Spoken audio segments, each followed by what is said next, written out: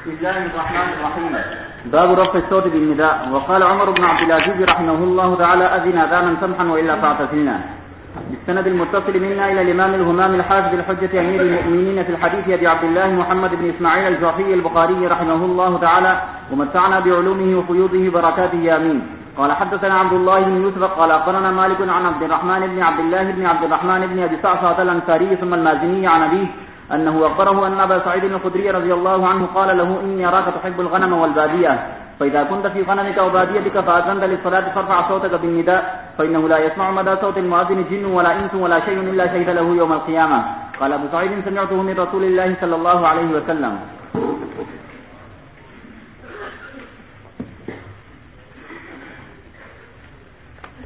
بسم الله الرحمن الرحيم. الحمد لله رب العالمين والصلاة والسلام على رسول الله وعلى آله وصحبه أجمعين. أما بعد، اس باب کے دو مقصد ہیں. ایک یہ کہ اذان کو بلند آواز سے دینا مطلوب ہے، اور دوسرا یہ کہ آواز تو بلند ہو لیکن اس میں بہت زیادہ توڑ مروڑ نہ ہو. چنانچہ حضرت عمر بن عبد العزیز رحمۃ اللہ علیہ کا قول نقل کیا کہ آپ نے اپنے مؤذن سے کہا تھا کہ اذن اذانا سمحا والا فاعتزل، کہ ایسی اذان دو جو آسان قسم کی ہو ورنہ ہم سے الگ ہو جاؤ. جس میں مقصود یہ تھا کہ ایسی اذان دینا کہ جس میں بہت آدمی زور لگائے اور ایسا ترنم پیدا کرے جو اس کو گانے سے مشابہ کر دے.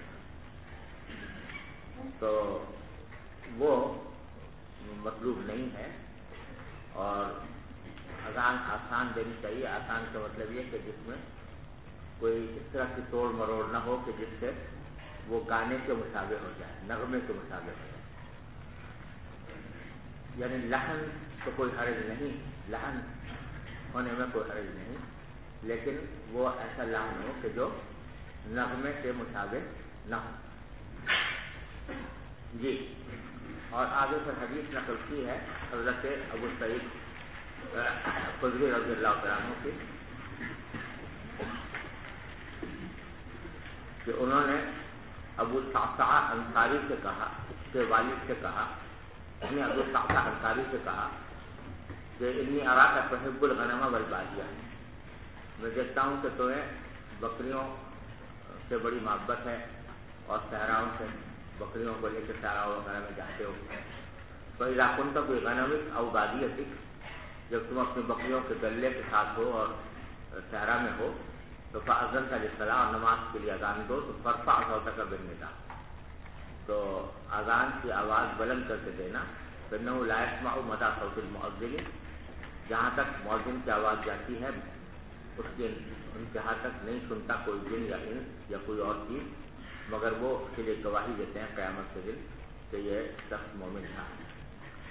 جی، باب ما يحكم بالاذان من الدماء. وبه قال حد، اس مقصد یہ ہے کہ جہاں اذان، جس بستی میں اذان کی آواز آ رہی ہو اس بستی پر حملہ کرنا درست نہیں ہے. حملہ اسی وقت کیا جاتا ہے جب کہ وہاں پر اذان نہ ہو، تو اس سے محفوظ کیے جاتے ہیں خون اذان کے ذریعے. حقاً یحقنون کے معنی ہوتے ہیں کہ کسی کے خون کو محفوظ سمجھنا کہ اب اس کو اس کا خون بہانا جائز نہیں.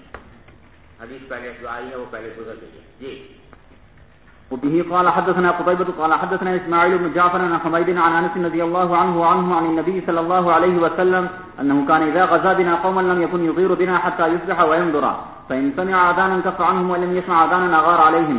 قال فخرجنا إلى خيبر فانتهينا إليهم ليلا فلما أصبح ولم يسمع أذانا ركب وركبت خلف أبي طلحة وإن قدمي لتمس قدم النبي صلى الله عليه وسلم. قال فخرجوا إلينا بمكاتلهم ومساحيهم فلما رأوا النبي صلى الله عليه وسلم قالوا محمد والله محمد والخبيث. قال فلما رآهم رسول الله صلى الله عليه وسلم قال الله أكبر الله أكبر خربت خيبر إنا إذا نزلنا بساحة قوم فساء صباح المنذرين. باب ما يقول إذا سمع المنادي.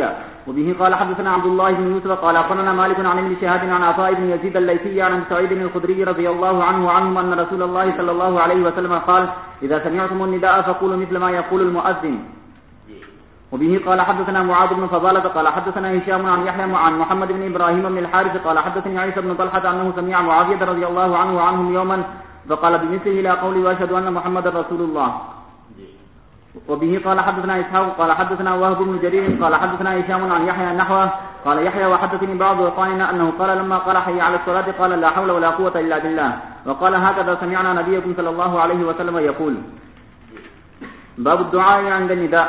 وبه قال حدثنا علي بن عياش قال حدثنا شعيب بن أبي حمزة عن محمد بن المنكدر عن جابر بن عبد الله رضي الله عنه وعنهم أن رسول الله صلى الله عليه وسلم قال من قال حين يسمع النداء اللهم رب هذه الدعوة التامة والصلاة القائمة آت محمدا الوسيلة والفضيلة وابعثه مقاما محمودا الذي وعدته حلت له شفاعة يوم القيامة. باب الاستهام في الأذان. ويذكر أن قوما اختلفوا في الأذان فأقرع بينهم سعد. وبه قال حدثنا عبد الله بن يوسف قال أخبرنا مالك عن سمي مولى أبي بكر عن أبي صالح عن أبي هريرة رضي الله عنه وعنهم أن رسول الله صلى الله عليه وسلم قال لو يعلم الناس ما في النداء والصف الأول ثم لا يجدون إلا أن يستهموا عليه لاستهموا ولو يعلمون ما في التهجير لاستبقوا إليه ولو يعلمون ما في العتمة والصبح لأتوهما ولو حبوا. استهام کے معنی ہے قرآن اندازی کرنا. سہم سے نکلا ہے. سہم کے معنی تیر کے ہوتے ہیں اور اہل عرب کیونکہ عام طور پر پورے نکالتے تھے تیر کے ذریعے اس واسطے استہام کا لفظ مطلق قرآن اندازی کے لیے استعمال ہوتا ہے. اور فرماتے ہیں کہ یذکر ان قوم اختلفوا فی الاذان. کچھ لوگوں نے اذان دینے کے بارے میں اختلاف کیا تھا کہ کون اذان دے. تو حضرت سعد بن ابی وقاص رضی اللہ عنہ نے ان کے درمیان قرعہ ڈالا. یہ واقعہ ہے جنگ قادسیہ کا. حضرت سعد بن ابی وقاص رضی اللہ عنہ نے جب ایران کے اوپر حملہ کیا تھا اور ایران میں قادسیہ کی جنگ پیش آئی تھی تو وہاں کے جو مؤذن مقرر کیے گئے تھے وہ شہید ہو گئے یا زخمی ہو گئے, اذان دینے کے قابل نہ رہے. تو اس وقت کئی لوگوں نے کہا کہ میں اذان دوں گا, میں اذان دوں گا. تو لوگوں نے میں اختلاف پیدا ہو گیا کہ کون اذان دے. تو صاحب رضی اللہ تعالیٰ نے قرآن اندازی کروائی اور قرآن اندازی سے جس کا نام نکلا اس کو مؤذن مقرر کیا. اور یہ در حقیقت حضرت ابو ہریرہ رضی اللہ عنہ کی حدیث جو آگے نقل کی ہے اسی کا ایک مظاہرہ تھا کہ حضرت ابو ہریرہ فرماتے ہیں رسول اللہ صلی اللہ علیہ وسلم قال لو يعلم الناس ما في النداء والصف الاول. اگر لوگ جان لیں وہ فضیلت جو اذان دینے میں ہے اور صف اول میں تو ثم لا يجدون الا ان يستهموا عليه, پھر کوئی اور راستہ نہ پائے وہ مگر یہ کہ اس کے اوپر قرآن اندازی کرے تو لگتا ہم تو ضرور قرآن اندازی کرے. یعنی اگر لوگوں کو پتہ چل جائے کہ ان دونوں کاموں میں اذان دینے میں اور سب سے اول میں نماز پڑھنے میں کیا فضیلت ہے تو ہر ایک آدمی اس کا اشتیاق ظاہر کرے. اور پھر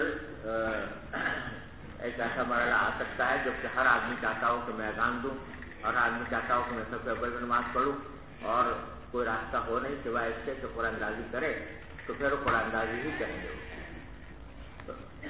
وَلَوْ يَعْلَمُونَ مَا فِي التَّهْجِيرِ. اور اگر ان کو پتہ چل جائے کہ جلدی نماز کے لیے جانے میں کیا فضیلت ہے تو لَسْتَبَقُوا إِلَيْهِ, تو لوگ جو ہیں وہ اس کی طرف سبقت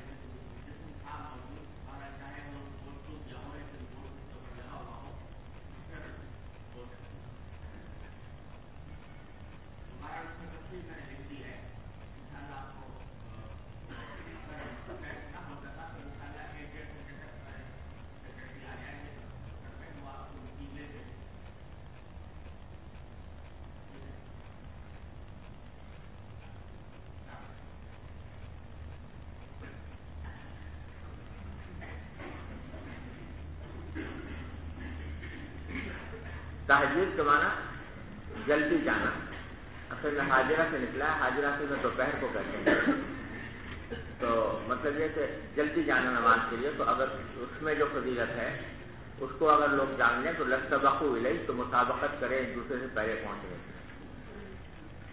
وَلَوْ يَعْلَمُونَ مَا فِي الْعَتَمَةِ وَالصُّبْحِ، اور اگر لوگ جان لیں کہ جو فضیلت ہے عتمہ میں یعنی عشاء کی نماز میں اور صبح کی نماز میں، تو لَأَتَوْهُمَا وَلَوْ حَبًّا، تو دونوں نمازوں کے اندر وہ آئیں چاہے گھٹنوں کے بل چل کر آنا پڑے۔ حبًّا کے معنی گھٹنوں کے بل چلنا۔ جی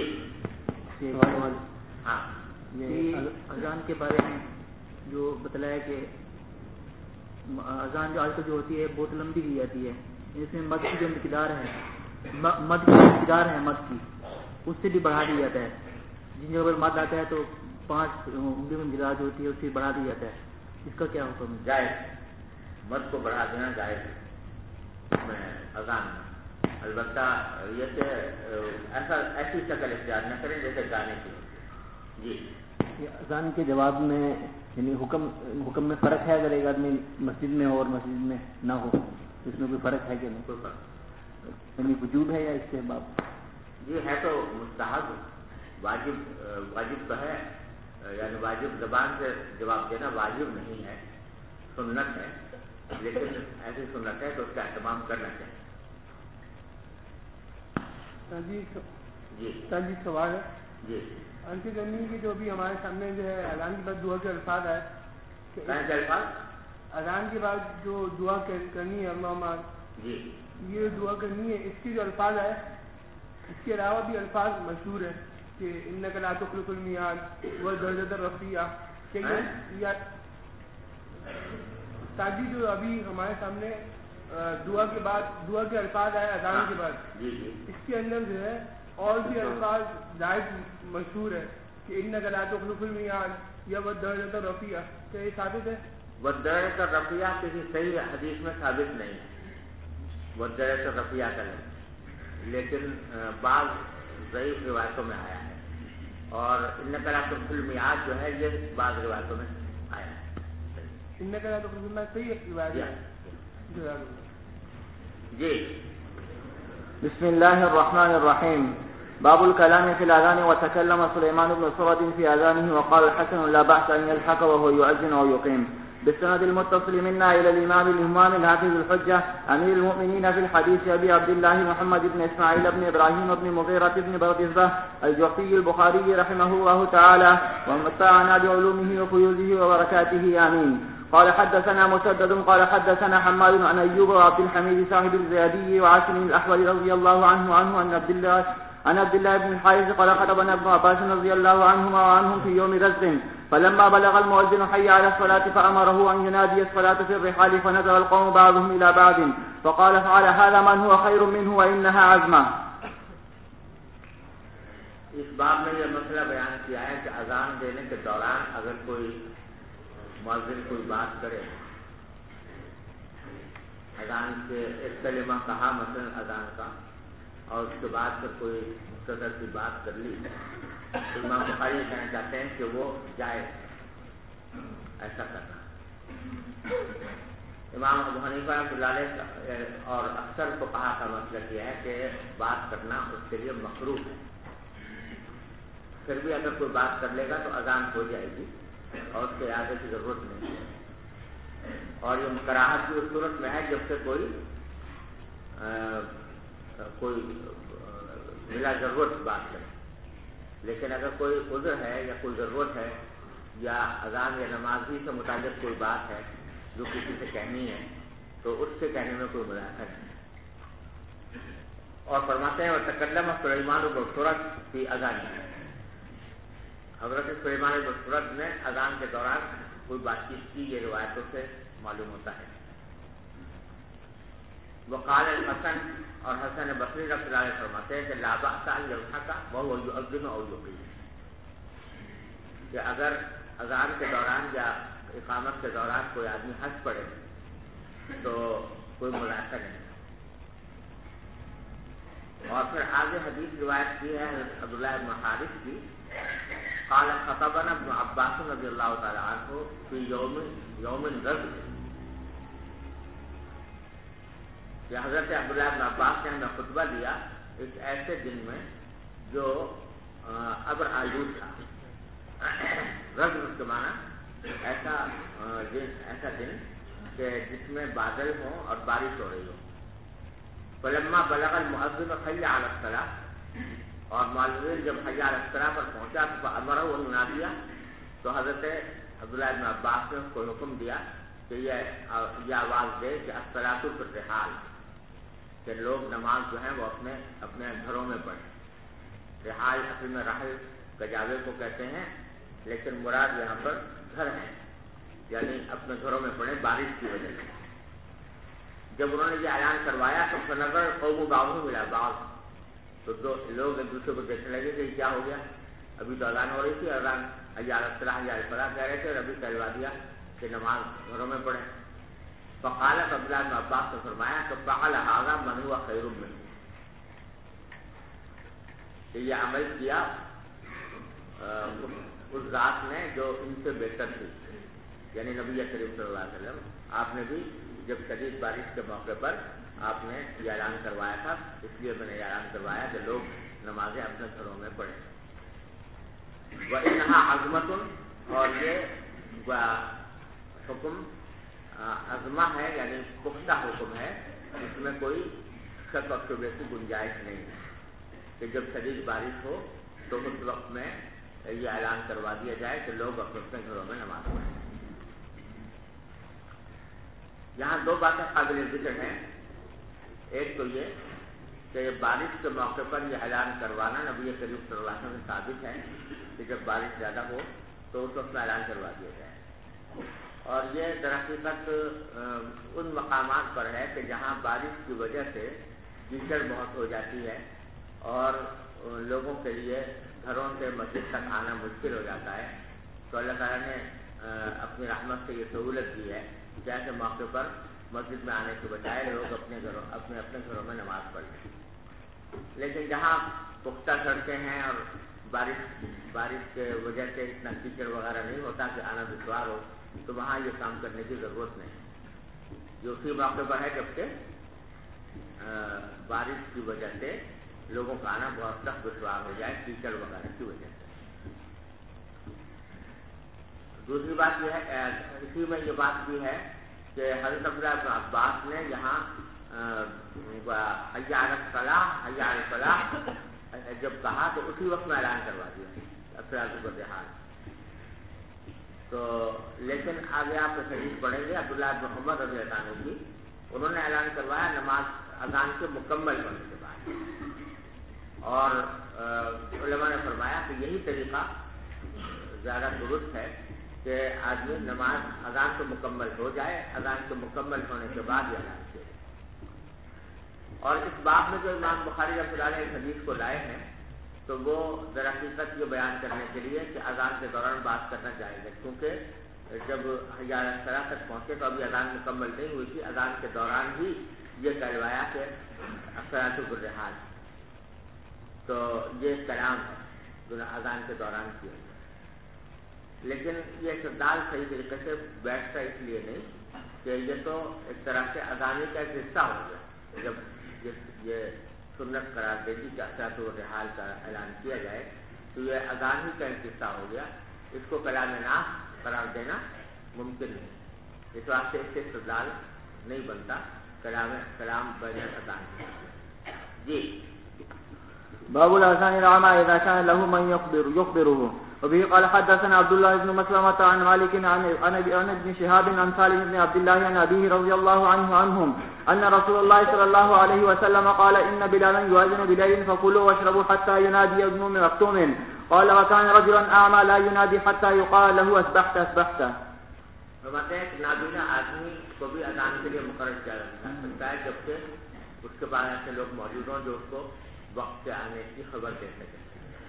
چنانچہ عبداللہ بن مکتوم کے بارے میں روایت میں آ رہا ہے، حدیث کا جو پہلا حصہ ہے وہ آگے آنے والا ہے اس کی تشریح، لیکن آخری حصے میں یہ فرمایا گیا کہ وہ کانا رجل اعمی، اور عبداللہ بن مکتوم رضی اللہ عنہ نابینا سے لا ینادی اور اذان اس وقت تک ہے جیسے حتی یقال لہو اصبحت اصبحت، جب تک کہ لوگ ان سے آ کر یہ نہ کہہ دیں تو اصبحت اصبحت یعنی آپ صبح ہو گئی ہے صبح ہو گئی ہے. تو لوگوں کے جب لوگ بتا دیتے کہ صبح ہو گئی ہے تو پھر وہ اذان دیتے. جی باب الاذان بعد الفجر. وفيه قال حدثنا عبد الله بن يوسف قال اخبرنا مالك عن نافع عن عبد الله بن عمر قال اخبرتني حفصة رضي الله عنها وعنهم ان رسول الله صلى الله عليه وسلم كان اذا اعتكف المؤذن للصبح وبدا الصبح صلى ركعتين خفيفتين قبل ان تقام الصلاة. حفصہ رضی اللہ عنہ فرماتے ہیں کہ رسول کریم صلی اللہ علیہ وسلم کا معمول یہ تھا کہ اذا اعتکف المؤذن للصبح، جب مؤذن ٹھہرتا صبح کی اذان دینے کے لیے، وہ بدست اور صبح ظاہر ہو چکی ہوتی یعنی فجر طلوع ہو چکی ہوتی، تو اس وقت آپ 2 خفیف رکعتیں پڑھتے تھے قبل ان تقام الصلاۃ، نماز کے کھڑے ہونے سے پہلے یعنی سنت فجر. تو یہاں یہ مذکور ہے کہ صبح ظاہر ہو چکی ہوتی تھی، پھر بھی مؤذن جو ہے تھوڑی دیر ٹھہرتا تھا صبح کی اذان دینے کے لیے. تو اس سے معلوم ہے کہ اذان جو ہے فجر سے بعد ہو رہی تھی، تو اس لیے ترجمۃ الباب قائم کیا باب الاذان بعد الفجر. کہ اصل بات یہی ہے کہ نماز فجر کے لیے اذان فجر کے بعد ہونی چاہیے. جی وبه قال حدثنا ابو نعيم قال حدثنا شيبان عن يحيى عن ابي سلمة عن عائشة رضي الله عنها وعنهم كان النبي صلى الله عليه وسلم يصلي ركعتين خفيفتين بين النداء والإقامة من صلاة الصبح. وبه قال حدثنا عبد الله بن يوسف قال اخبرنا مالك عن عبد الله بن دينار عن عبد الله بن عمر رضي الله عنهما وعنهم ان رسول الله صلى الله عليه وسلم قال ان بلالا ينادي بليل فكلوا واشربوا حتى ينادي ابن مكتوم. ابھی اس میں تفصیل آ رہی ہے. باب الاذان قبل الفجر. وبه قال حدثنا احمد بن يونس قال حدثنا زهير قال حدثنا سليمان التيمي عن ابي عثمان النهدي عن عبد الله بن مسعود رضي الله عنه عن النبي صلى الله عليه وسلم قال لا يمنعن احدكم او قال احد منكم اذان بلال من سحوره فانه يؤذن او ينادي بليل ليرجع قائمكم وينبه نائمكم وليس ان يقول الفجر او قال الصبح. وقال باصابعه ورفعها الى فوق وتؤطى الى اسفل حتى يقول هكذا. وقال زهير بسبابتيه احداهما فوق الاخرى ثم مدهما عن يمينه وشماله.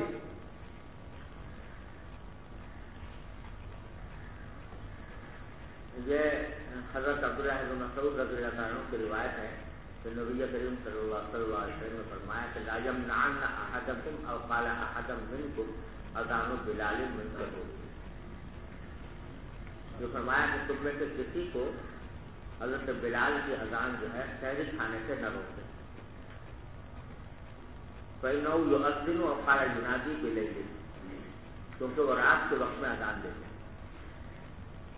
لِيُرْجِعَ قَائِمَكُمْ وَلِيُنَبِّهَ نَائِمَكُمْ، تاکہ وہ لوٹا دیں تم میں سے اس شخص کو جو کھڑا ہو اور تاکہ بیدار کر دیں اس شخص کو تم میں سے جو سو رہا ہو. صورت حال یہ تھی کہ رمضان المبارک میں نبی کریم صلی اللہ علیہ وسلم نے حضرت بلال رضی اللہ عنہ کو مقرر کر رکھا تھا کہ وہ رات کے وقت میں طلوع فجر سے پہلے سحری کے وقت میں اذان دے.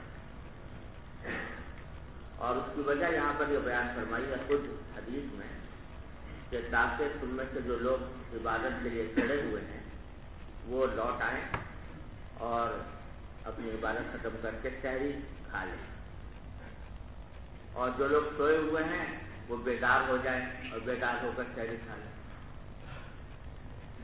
اس لیے ایسے بلال اذان دیتے ہیں یہ بتانے کے لیے کہ اب فجر کا وقت قریب آ رہا ہے اور جن لوگوں کو روزہ رکھنا ہے وہ سحری کھانی ہے وہ سحری کھا لیں. تو اگر کوئی شخص عبادت میں مصروف ہے تو وہ آ کر سحری کھا لے، اور اگر کوئی سو رہا ہے تو وہ اٹھ جائے اٹھ کر کھا لے. اس مقصد کے لیے حضرت بلال رضی اللہ عنہ کو اذان دینے کے لیے رات کے وقت مقرر کیا. اب کیونکہ اذان کا اصل مقصد یہ تھا کہ ہوتا ہے نماز کا اعلان، تو بعض لوگ یہ سمجھتے تھے کہ حضرت بلال نے جس وقت اذان دی اس وقت گویا صبح ہو، اور اس وجہ سے وہ اپنے سحری کھانا چھوڑ دیتے تھے. تو نبی کریم صلی اللہ علیہ وسلم نے اس حدیث میں لوگوں کو یہ بتایا کہ بلال کی اذان جو ہے اس سے تم اپنا سحری کھانا نہ چھوڑو، اس واسطے کہ وہ تو صبح کے وقت میں اذان نہیں دیتے بلکہ رات کے وقت میں اذان دیتے ہیں تاکہ لوگوں کو سحری کھانے کے لیے بلائیں۔ اور البتہ عبداللہ بن مکتوم کو مقرر کیا ہوا تھا فجر کے وقت میں اذان دینے کے لیے کہ جب فجر طلوع ہو جاتی تو عبداللہ بن مکتوم اذان دیتے تھے۔ تو اس لیے یہ فرمایا تھا، دوسری حدیث میں یہ الفاظ بھی آتے ہیں کہ بلال کی اذان تو تمہیں سحری کھانے سے نہ روکے، ولیکن اذان ابن ام مکتوم، لیکن عبداللہ بن مکتوم کی اذان جو ہے جب ہو جائے تو اس وقت سحری کھانا چھوڑ دو اور اس وقت کے بعد سے روزہ شروع ہو جائے۔ یہ مطلب ہے حدیث۔ اس حدیث سے متعلق 2-3 باتیں قابل ذکر ہیں۔ پہلی بات تو یہ کہ یہاں یہ بتایا گیا ہے کہ حضرت بلال رضی اللہ عنہ رات کو اذان دیتے تھے اور عبداللہ بن مکتوم صبح کو فجر کو اذان دیتے تھے، سمجھے نا؟ بعض روایتوں میں اس کے برعکس آیا ہے، یعنی کچھ روایتوں میں ایسا آیا ہے کہ حضرت ابن مکتوم رات کو اذان دیتے اور حضرت بلال صبح کو اذان دیتے۔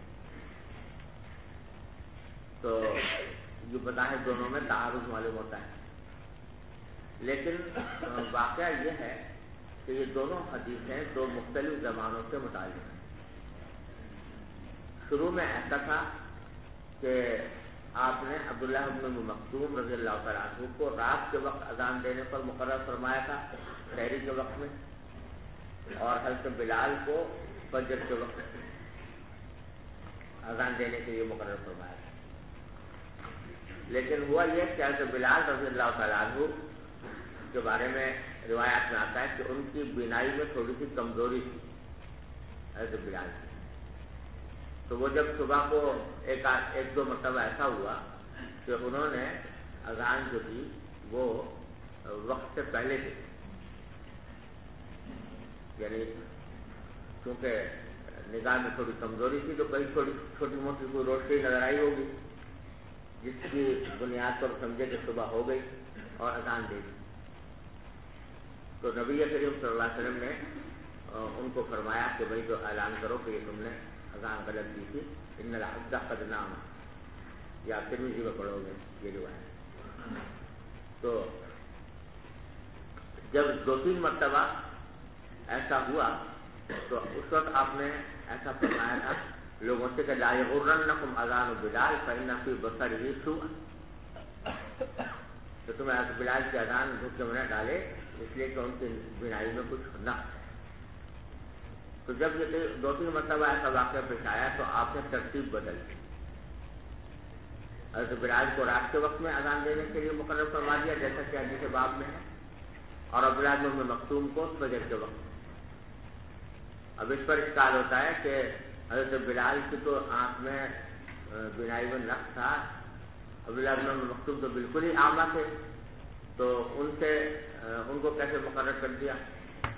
تو اس کا جواب وہ ہے جو کسی حدیث میں گزرا کہ کان رجلا اعمى لا ينادي حتى يقال له اصبحت اصبحت، وہ اپنی بینائی پر اعتماد نہیں کر سکتے تھے، لہٰذا جب لوگ بتاتے کہ بھائی صبح ہو گئی ہے تب وہ اذان دیتے تھے، تو اس واسطے ان کو صبح کے وقت مقرر کرنے میں کوئی خطرہ نہیں تھا۔ بات سمجھ میں آ گئی؟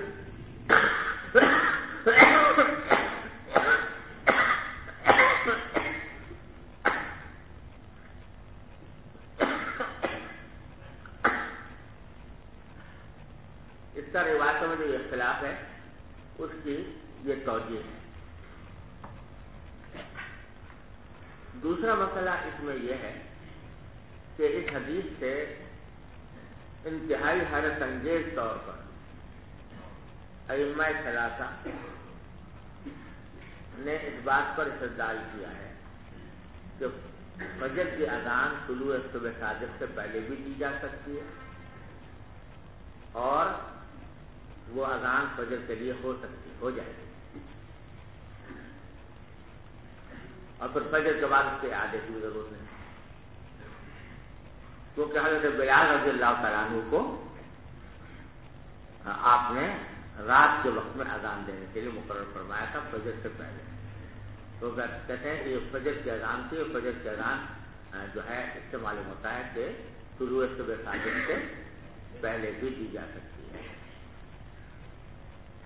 اب انتہائی حیرت ہوتی ہے کہ اس نے بڑے بڑے ائمہ جنہوں نے یہ بات کہی اور اس بات سے استدلال کیا ہے وہ اس حدیث سے کیسے اس بات پر استدلال کرتے ہیں یا کر سکتے ہیں.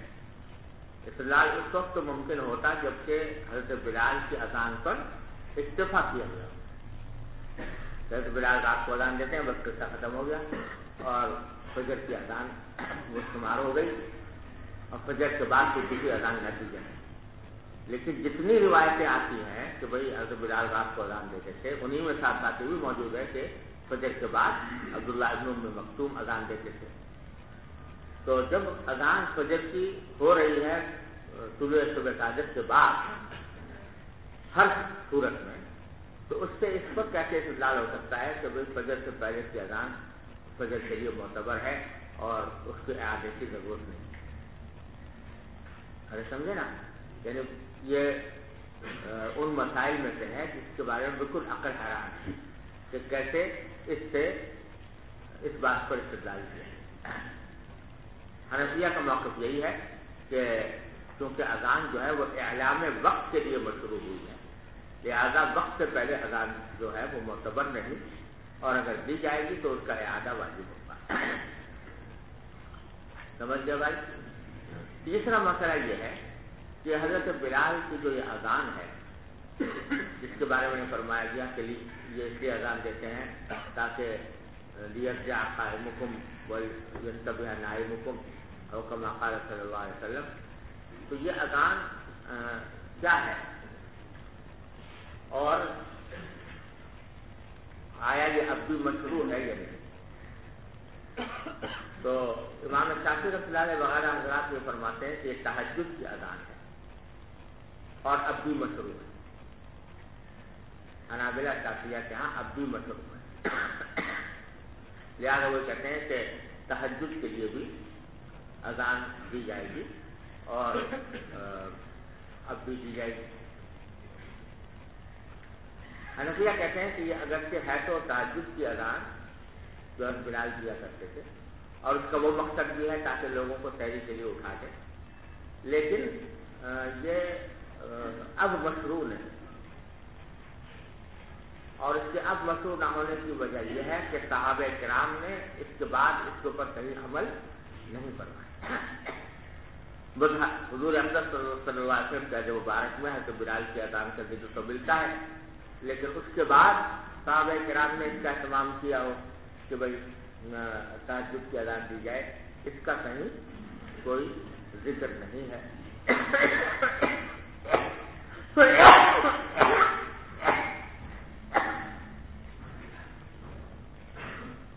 اور جیسا میں نے عرض کیا کہ یہ جو ہے روایات سے یہ معلوم ہوتا ہے کہ یہ عام معمول نہیں تھا تہجد کے لیے اذان دینے کا, بلکہ صرف رمضان میں لوگوں کو اٹھانے کے لیے اذان دی جائے اور وہ بھی پھر بعد میں صحابہ کرام نے اس کے اوپر عمل نہیں کیا.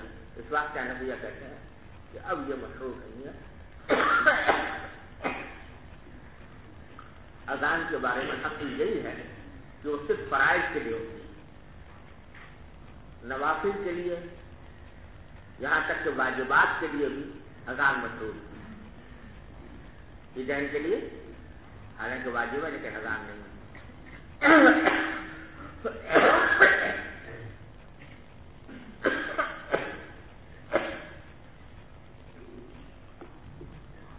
کسوف ہے, خسوف ہے, استسقاء ہے, ان میں سے کسی کے لیے اذان نہیں ہے. تو تہجد کے لیے بھی نہیں.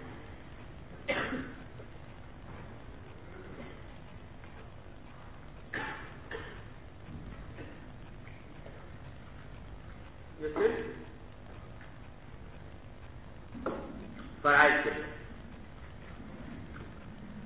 سمجھ گیا بھائی. آگے جو آخری جملہ ہے اس حدیث میں وہ یہ کہ وَلَيْسَ أَن يَقُولَ الْفَجْرُ أَوِ الصُّبْحُ, وقال بأصابعه ورفع إلى الصوت. یعنی آپ نے فرمایا کہ فجر یا صبح ایسے نہیں ہوتی.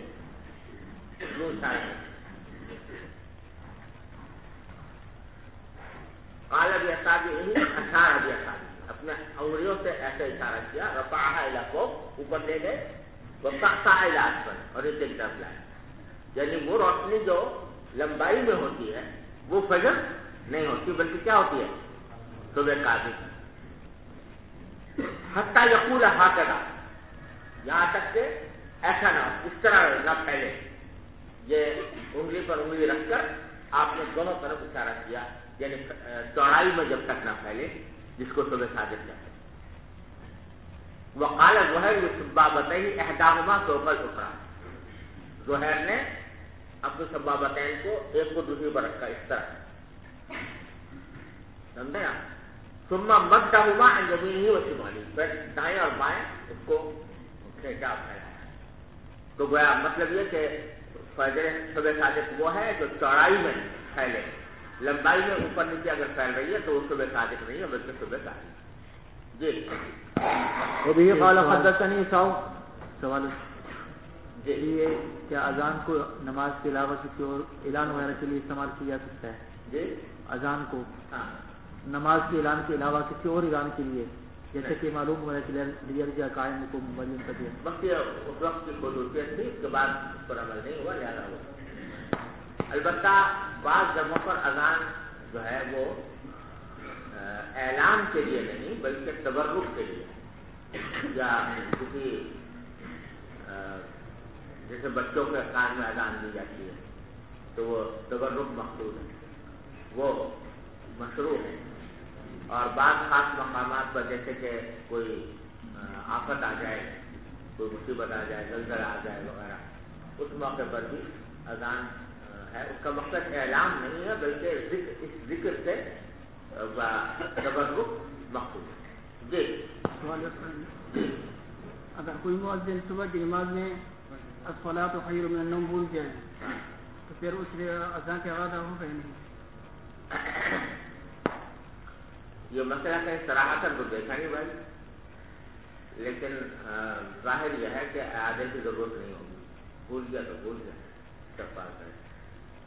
جی وبه قال حدثني إسحاق قال أخبرنا أبو أسامة قال عبيد الله حدثنا عن القاسم بن محمد عن عائشة وعن نافع عن ابن عمر رضي الله عنهما وعنهم أن رسول الله صلى الله عليه وسلم قال وحدثني يوسف بن عيسى قال حدثنا الفضل قال حدثنا عبيد الله بن عمر عن القاسم بن محمد عن عائشة رضي الله عنها وعنهم عن النبي صلى الله عليه وسلم أنه قال إن بلالا يؤذن بليل فكلوا واشربوا حتى يؤذن ابن أم مكتوم. باب كم بين الاذان والاقامه. وبه قال حدثنا اسحاق الواسطي قال حدثنا خالد عن الجريري عن ابن بريدة عن عبد الله بن مغفل المزني رضي الله عنه عنهم ان رسول الله صلى الله عليه وسلم قال بين كل اذانين صلاة ثلاثا لمن شاء. آپ نے فرمایا کہ ہر دو اذانوں کے درمیان مراد اذان اور اقامت کے درمیان نماز مشروع ہے. اور یہ بات آپ نے 3 مرتبہ فرمائی. اور پھر فرمایا لمن شاء، جو پڑھنا چاہے. مطلب فرض نہیں ہے، واجب نہیں ہے، لیکن کوئی نہ کوئی سنت ہے کہ دو اذان و اقامت کے درمیان کوئی نماز پڑھی جائے.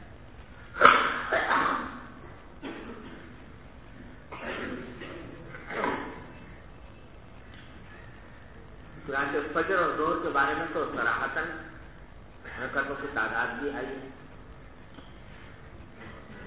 فجر، ظہر اور عصر. البتہ مغرب کے بارے میں 2 رکعتوں کا ذکر پہلے آ چکا ہے.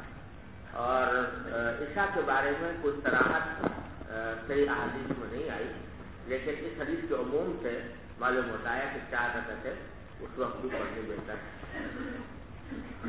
اور وہ اس وجہ سے کہ ہر نماز سے پہلے اتنی ہی تعداد میں سنتیں ہیں جس کی تعداد میں کہ وہ نماز ہے.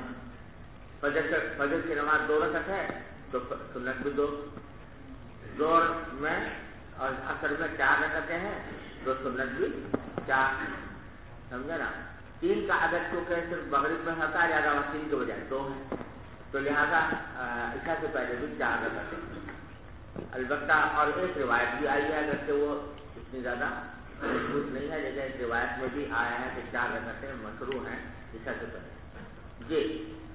وبه قال حدثنا محمد بن بشار قال حدثنا غندر قال حدثنا شعبة قال سمعت عمرو بن عامر الأنصاري عن أنس بن مالك رضي الله عنهم قال كان المؤذن إذا أذن قام الناس من أصحاب النبي صلى الله عليه وسلم يبتدرون السواري حتى يخرج النبي صلى الله عليه وسلم وهم كذلك يصلون ركعتين قبل المغرب ولم يكن بين الأذان والإقامة شيء.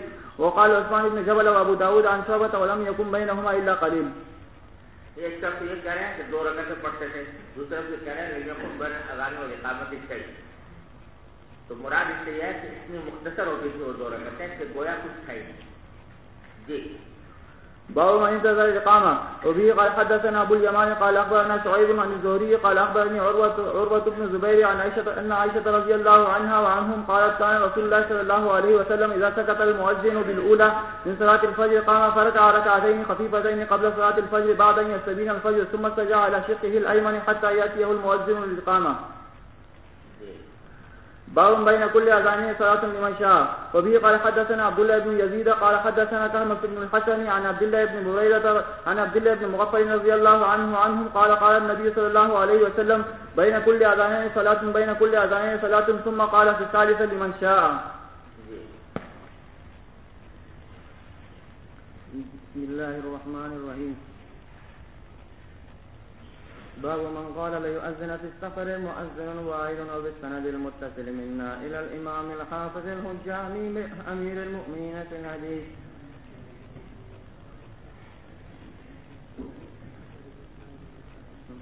محمد بن إسماعيل البخاري رحمه الله تعالى متعنا بعلومه وفيه وبركاته آمين. قال حدثنا معل بن أسد قال حدثنا وهيب قال حدثنا وهيب عن أيوب عن أبي قلابة عن مالك بن هويرث رضي الله تعالى عنه وعنهم قال أتيت النبي صلى الله عليه وسلم في نفر من قومه فقامنا عند 20 ليلة وكان رحيما رفيقا فلما رأى شغلنا إلى أهلنا قال ارجعوا فكونوا فيهم وعلموهم وسلوا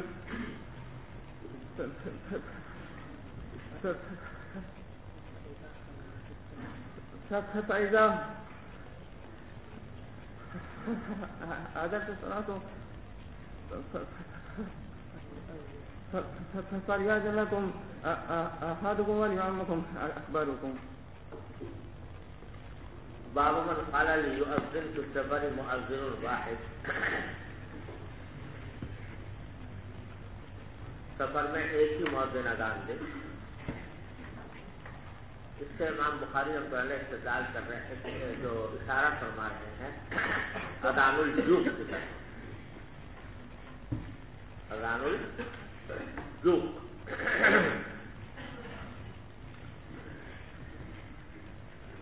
اذان الجوف کا اذان کا طریقہ جو لاؤڈ اسپیکر کے آنے سے پہلے تک جس کا رواج رہا ہے، لاؤڈ اسپیکر آنے کے بعد بھی حرمین میں اس کا رواج رہا، وہ یہ کہ بیک وقت کئی مؤذن اذان دیا کرتے.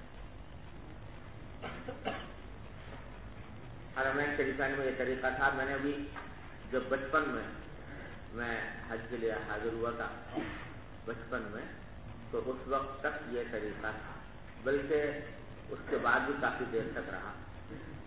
وہ یہ کہ حرم کے 5 منارے تھے حرم مکہ میں، اور ہر منارے پر ایک مؤذن ہوتا تھا.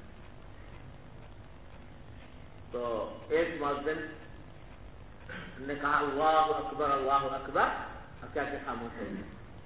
پھر دوسرے منارے پر دوسرے مؤذن نے اللہ اکبر کہا. پھر تیسرے منارے پر، چوتھے منارے پر، 5ویں منارے پر جب 500 کہہ چکے تھے کہہ چکے ہوتے اللہ اکبر، تو پھر پہلا مؤذن کہہ دوبارہ اللہ اکبر اللہ اکبر.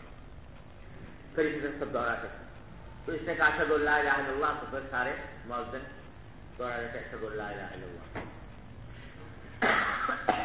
تو مجھے یاد ہے اس وقت بچپن کا کہ تقریباً آدھا گھنٹہ لگتا تھا اذان، اس لیے کہ 5 ایک اذان جو ہے 5 اذانوں پر مشتمل ہوتی تھی حقیقت.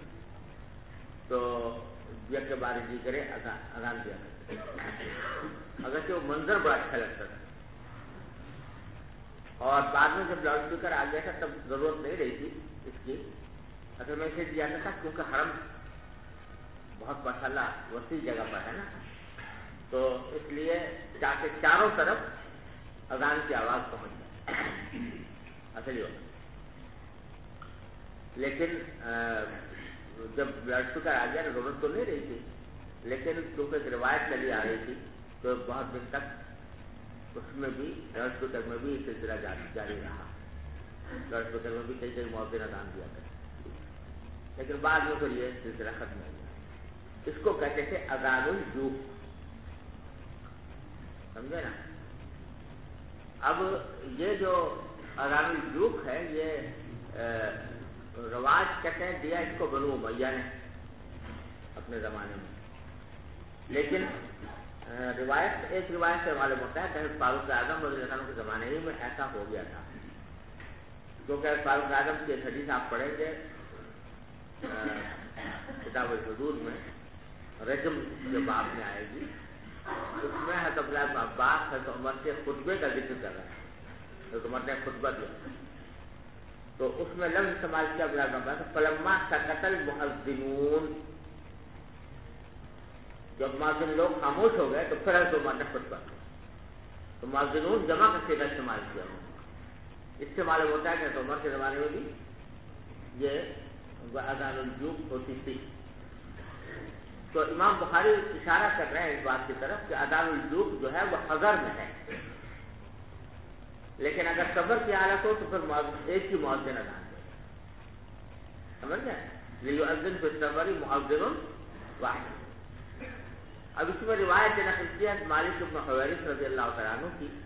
وہ فرماتے ہیں کہ اتیت النبی صلی اللہ علیہ وسلم فی نفر من قومی، یہ پہلے بھی گزری آتی کہ میں اپنے قوم کے کچھ لوگوں کو لے کر آیا حضور کی خدمت میں.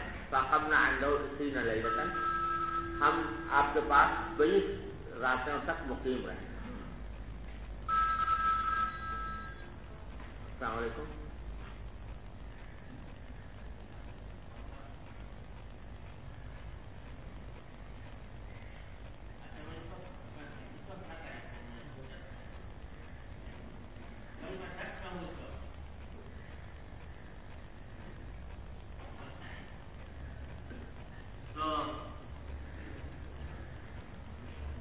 وکانا رحیمن رفیقا، نبی کریم صلی اللہ علیہ وسلم بڑے رحم دل تھے اور نرم سو تھے.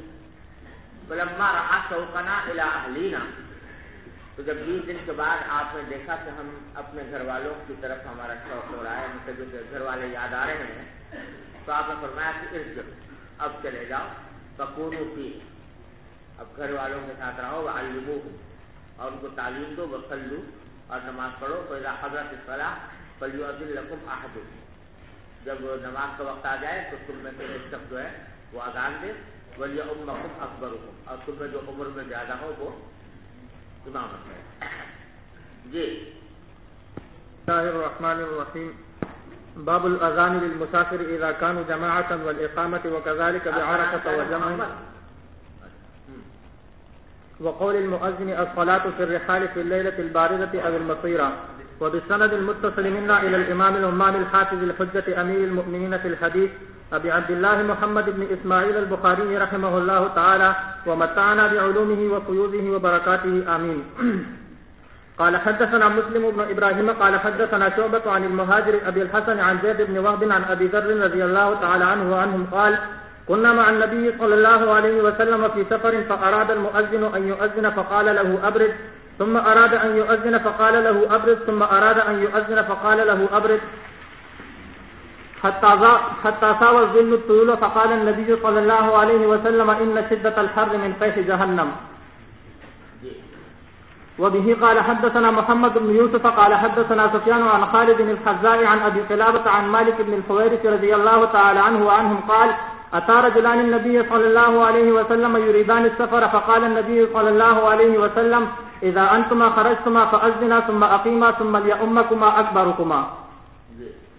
وبه قال حدثنا محمد بن المثنى قال أخبرنا عبد الوهاب قال أخبرنا أيوب عن أبي قلابة قال حدثنا مالك رضي الله تعالى عنه وعنهم قال أتينا النبي صلى الله عليه وسلم ونحن شبابة متقاربون فأقمنا عنده 20 يوما وليلة وكان رسول الله صلى الله عليه وسلم رحيما رفيقا فلما ظن أننا قد استهينا أهلنا أو قد اشتقنا سألنا عمن تركنا بعضنا فأخبرناه فقال ارجعوا إلى أهلكم فأقيموا فيهم وعلموهم ومروهم وذكر أشياء أحفظها أو قال لا أحفظها وصلوا كما رأيتموني أصلي فإذا حضرت الصلاة فليؤذن لكم أحدكم وليؤمكم أكبركم.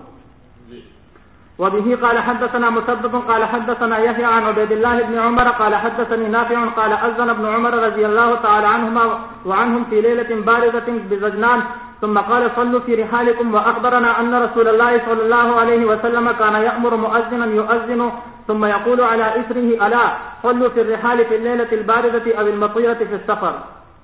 یہ وہی بات حدیث ہے جس کا میں نے ابھی حوالہ دیا تھا عبداللہ بن عمر رضی اللہ عنہ کی. عبداللہ بن عمر نے اذان دی ایک رات میں جو ٹھنڈی تھی وجنان کے مقام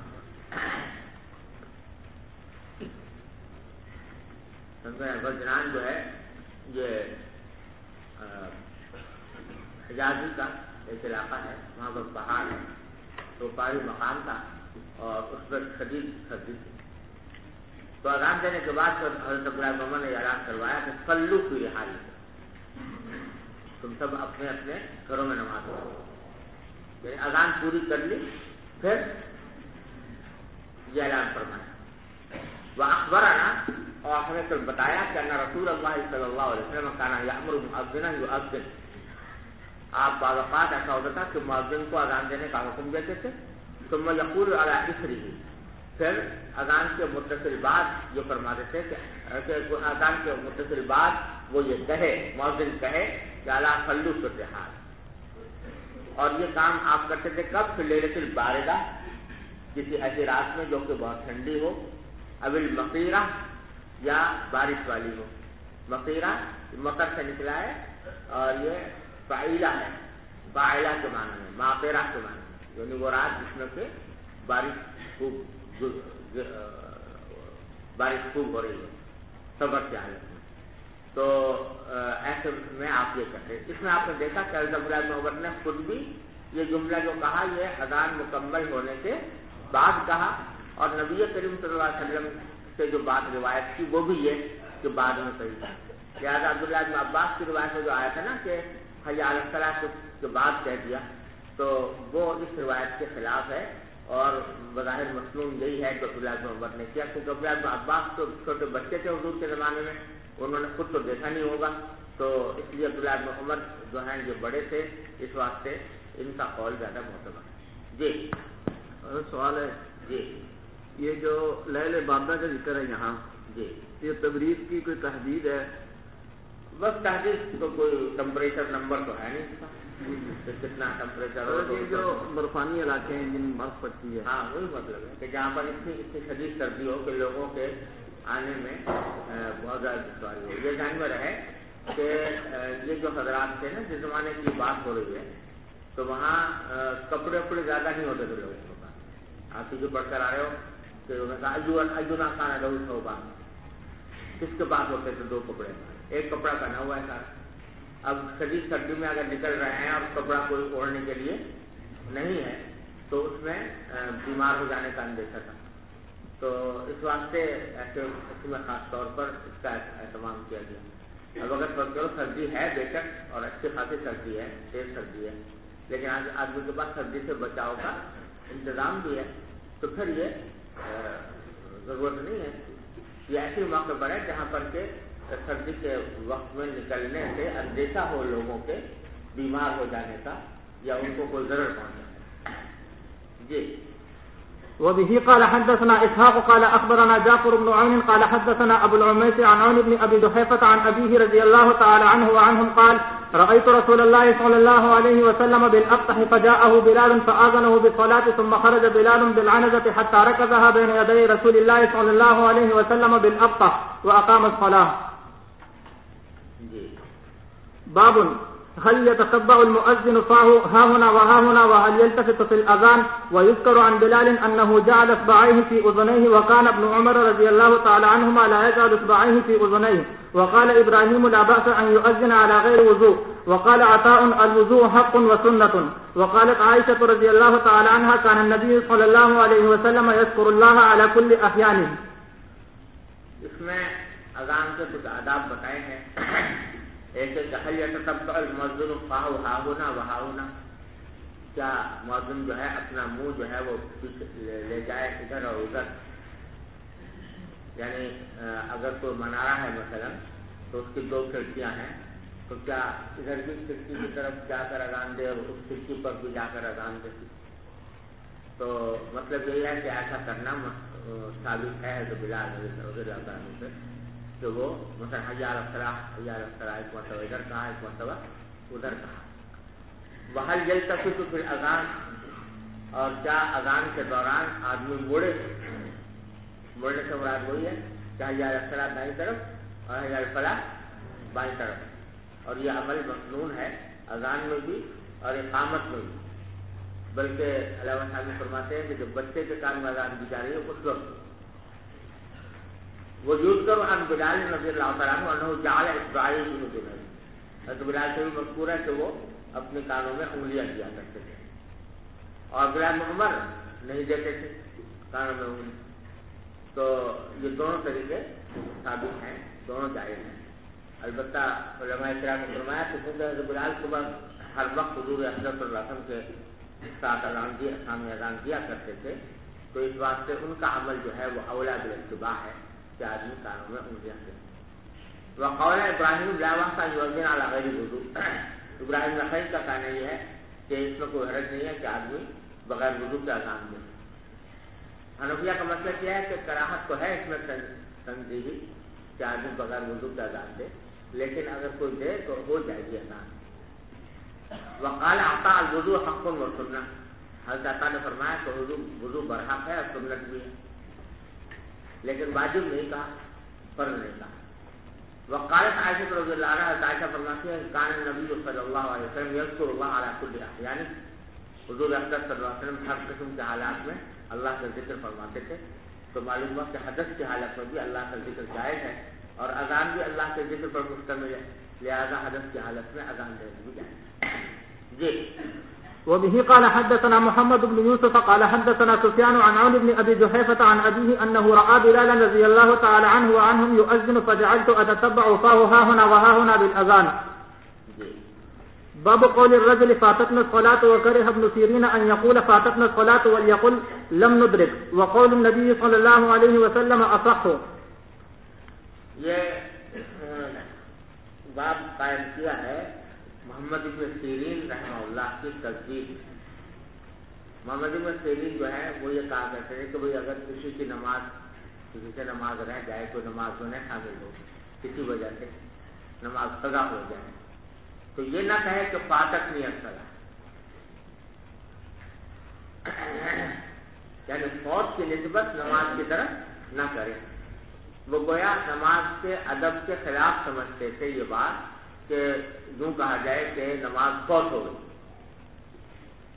کہتے ہیں نماز کی طرف فوت ہونے کی نسبت کرنا یہ نماز کے ادب کے خلاف ہے. یہ محمد ابن سیرین فرماتے ہیں. امام بخاری فرمایا کہ ایسا کرنا اس کی کوئی ضرورت نہیں ہے اس تکلف کی، اور یہ کہنا کہ مجھ سے نماز فوت ہو گئی ہے اس میں کوئی مذاکرہ نہیں ہے، کیونکہ نبی کریم صلی اللہ علیہ وسلم سے یہ الفاظ منقول ہیں جو ما فاتکم فاتموا. آپ نے فرمایا کہ جب نماز کے لیے جاؤ تو سکینت کے ساتھ جاؤ، جتنی نماز تمہیں مل جائے وہ پڑھ لو. وما فاتکم فاتموا، جو فوت ہو جائے تو اس کو پورا کرو.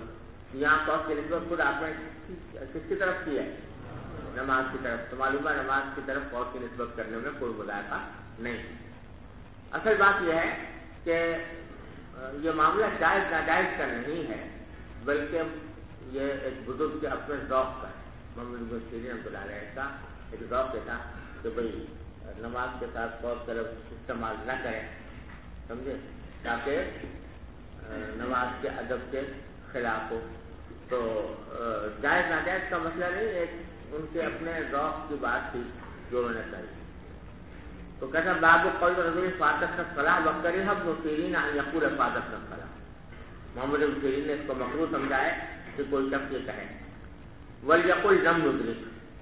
ہاں جب اگر نماز چھوٹ جائے تو یہ نہ کہے کہ فاتت الصلاۃ بلکہ کیا کہے لم ندرک, اپنی طرف نسبت کرے کہ ہم نہیں پا سکے نماز کو.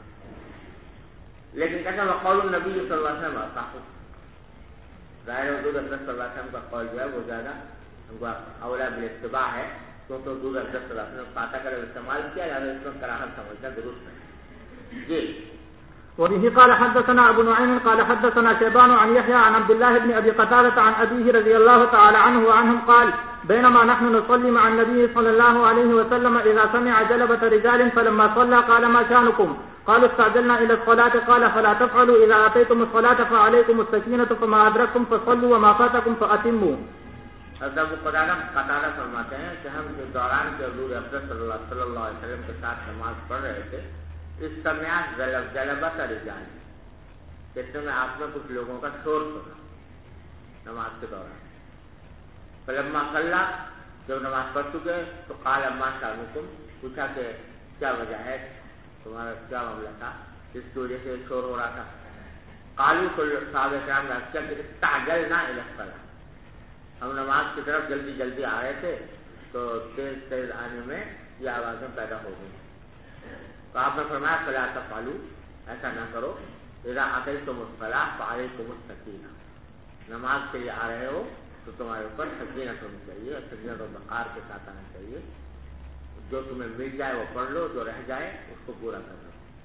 اب دیکھو نماز جیسے اہم فریضے کے بارے میں, جس کے بارے میں جو فرمایا کہ اگر فضیلت معلوم ہو جائے تو لوگ اٹھنے کے بل چلتے آئے, تو اس جیسے عام فریضے کے اندر بھی یہ گوارا نہیں کیا کہ آدمی جو ہے وہ اتنا تیز آئے دوڑ کر, یا جس سے شور و گل پیدا ہو, یا جس سے بد نظمی پیدا ہو, یا ڈھکا پیل ہو, یہ پسند نہیں فرمایا. فرمایا اطمینان سے آؤ, جتنا مل گئی ہے وہ نماز پڑھ لو, جو باقی رہ جائے اس کو پورا کر لو مسبوق ہو کر. لیکن یہ تیز دوڑنا یا ایک دوسرے سے ڈھکا پیل کرنا یہ اس وقت بھی پسند نہیں فرمایا. تو جب نماز جیسے فریضے میں اللہ تعالیٰ نے اور اللہ کے رسول صلی اللہ علیہ وسلم نے ڈھکا پیل پسند نہیں کی, تو اور کسی کام میں ہو کیسے پسند کر سکتے ہیں, سمجھے نا. اور یہ مسئلہ خدا کرے دل میں بیٹھ جائے ہمارے یہ مولوی حضرات سے, کہ ذرا کوئی مسئلہ ہو جائے تو ڈھکا پیل شروع کرتے ہیں. کسی کا مجھ سے مسافہ کرنا ہے کسی بزرگ سے, تو بس اس میں ڈھکا پیل شروع, اس میں ایک دوسرے کو آپ سے آگے بڑھنے کی فکر ہے, اور کسی کے کو دھکا لگے, کسی کو کچھ ہو اس کی پرواہ نہیں ہو, یا اور کوئی مسئلہ ہے, کہیں انعام تقسیم ہو رہا ہے, کہیں وظیفہ مل رہا ہے, تو اس کے اندر ڈھکا پیل شروع ہو گئی. تو یہ بڑی ہی افسوسناک بات ہے کہ ہمارے دین نے تو قدم قدم پر نظم و ضبط سکھایا, قدم قدم پر آپ نماز کے اندر, نماز جیسے اہم فریضے کے اندر بھی سب بندی کیسی ترتیب پر ہے, اور اس بات کا کتنا لحاظ رکھا ہے کہ نماز کے لیے آؤ تو ڈھکا پیل نہ ہو. تو جب یہ ہمارے دین نے یہ بات سکھائی ہے تو اتنا افسوس ہوتا ہے کہ جو اہل دین ہیں, دین کا نام لینے والے ہیں, تو وہ اس دین کے اس مزاج کے خلاف کام کریں.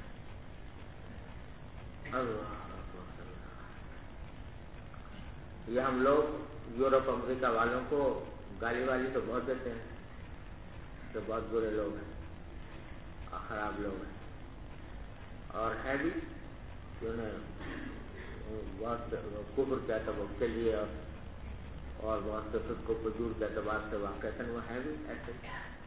لیکن بعض صفات انہوں نے ایسی اختیار کر لی ہیں جو در حقیقت مسلمانوں کی صفات ہے, جس کی وجہ سے اللہ تعالیٰ نے ان کو کم از کم دنیا میں عروج دے دیا. اب وہاں یورپ امریکہ میں آپ جا کے دیکھو تو عام مزاج بنا ہوا ہے قوم کا ایسا مزاج بنا ہوا ہے کہ جہاں کہیں کوئی ایک سے زائد آدمی ہوں گے نا فوراً لائن بنا لے. کوئی ایسا نہیں ہوتا کہ کوئی دوسرا آدمی آئے اور آ کے لائن بنوائے. لازمی ہر ایک آدمی کا مزاج ہے کہ بھائی ایک جگہ 5 آدمی جمع ہو گئے تو 5 آدمی فوراً لائن بنا لے اور لائن کے سارے کام. عام مزاج ہے. نتیجہ اس کا یہ کہ کسی کو کوئی زحمت اٹھانی نہیں پڑتی. ہر ایک کا کام اپنے وقت پر ہو جاتا ہے. اور ہمارے ہاں یہ ہے کہ کسی طرح بھی ہو بس میں آگے بڑھوں. مجھے ایک مرتبہ اتنی عبرت ہوئی کہ میں امریکہ میں تھا تو وہاں کافی دن رہنا ہوا. تو وہاں واپس جب آنے لگے تو ایئرپورٹ پر جہاں جہاں تک ان گوروں کا راج تھا تو وہاں ہر جگہ پر دیکھا کہ لائن لگی ہوئی ہے اور اطمینان سے سارے کام ہو رہے ہیں. لائن کے حساب سے ہو گیا کام. جب اندر پہنچے معلوم ہوا کہ جہاز لیٹ ہو گیا. اپنا PIA کا جہاز لیٹ ہو گیا. اتنا لیٹ ہو گیا کہ سارے مسافروں کو پھر ضرورت پیش آئی کہ دوبارہ گاڑی میں سوار کر کے ہوٹل کی طرف لے جائیں. بارش ہو رہی تو اب جب بس آئی تو الامان اور جو دھکا پیل ہوئی ہے اور جو ایک دوسرے کو دھکا دے کے آگے نکلنے کی فکر کی ہے لوگوں نے کہ کسی شریف آدمی کا تو اندر داخل ہونا ہی مشکل ہو گیا. بوڑھے بھی تھے, کمزور بھی تھے, عورتیں بھی تھے, بچے بھی تھے, مگر سب کسی کی پرواہ کیے بغیر بس گھسے جا رہے ہیں. تو اتنا افسوس ہوا کہ کافروں کا یہ حال اور مسلمانوں کا یہ حال. تو یہ منظر نظر آتا ہے. تو یہ دنیا میں جو ان کو عروج مل رہا ہے اور دنیا کے اندر ہم جو نیچے جا رہے ہیں تو اس کا ایک بڑا سبب یہی ہے. میرے والد ماجد رحمۃ اللہ علیہ تعالیٰ ان کے درجات بلند فرمائے, بڑی سنہری بات فرماتے تھے یاد رکھنے کی. فرمایا کرتے تھے کہ باطل میں تو ابھرنے کی صلاحیت ہی نہیں. ان الباطل کان ظہورا. لیکن اگر کسی باطل قوم کو دیکھو کہ وہ ابھر رہی ہے تو جان لو کہ اس کے ساتھ کوئی حق بات لگی ہے جس نے اس کو ابھارا. باطل میں طاقت نہیں تھی ابھرنے, لیکن اس کے ساتھ کوئی حق چیز لگی جس نے اس کو ابھارا. تو یہ جو ترقی لوگوں نے کی ہے یہ ترقی ان کے کفر کی وجہ سے نہیں, شرک کی وجہ سے نہیں, فسق و فجور کی وجہ سے نہیں, بلکہ کچھ اچھی صفات انہوں نے اختیار کر لی جو در حقیقت اسلام کی تعلیم تھی. تو اللہ تعالیٰ نے دنیا میں کم از کم ان کا بدلا دیا. آخرت میں تو کچھ ہے نہیں, دنیا میں بدلا دے دیا تو اس کی ترقی ہو رہی.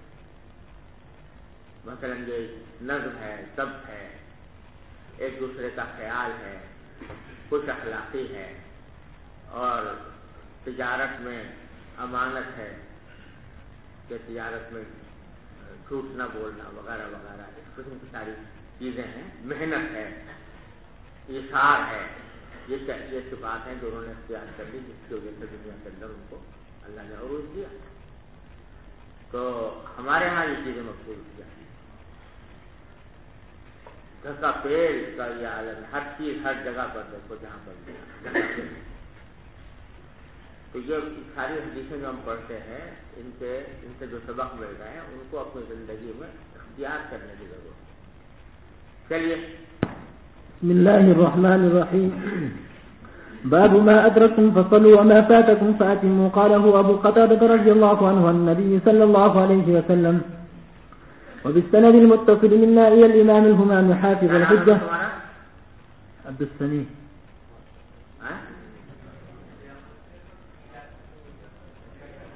جس نے پہلے پڑھا تھا وہ کون تھا؟ بغیر ترتیب کے بعد استاد, بغیر ترتیب کے بعد آپ نے. جی. کیوں؟ وہ امیر صاحب نے کہا تھا. تو آپ کا نام کیا ہے؟ لیاقت علی. اور ابو السمی کون ہے؟ تو اب اس نے شروع کیا. لیاقت علی کہاں سے آ گیا بھائی؟ لیاقت علی کا نام ہی نہیں ہے یہاں. محمد کی جگہ پڑھو صحیح. وہ محمد جس کی زبان میں رکھنے کی جی اس کی جگہ پڑھو. تو بھائی اس کا نام کیوں ہے نا یہاں پر؟ زبان میں سے جس کی رکنے تھی نا وہ میں کہہ رہا ہوں کہ وہ غلط کیا، لیکن نام کو لکھتے نا یہاں پر ہے ہی نہیں. عبد السمی کے بعد نام ہے پیر محمد پر شکیل احمد پر 571 نمبر. 571 ہے ہی نہیں ہے یہاں. پتہ نہیں کہاں آگے آ کہیں آئے گا. لیاقت علی میں نام ہی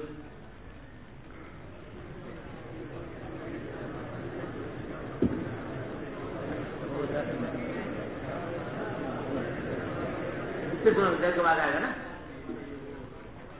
تو بھی ایسی بات نہیں آئی.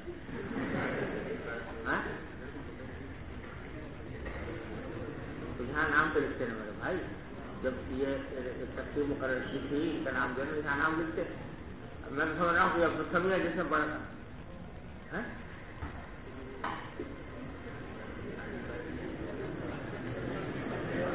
گڑبڑ ہو گئی نا. احتیاط تو کر لے یار، گڑبڑ ہو گئی. ہاں تعویل کر رہا ہے تعویل.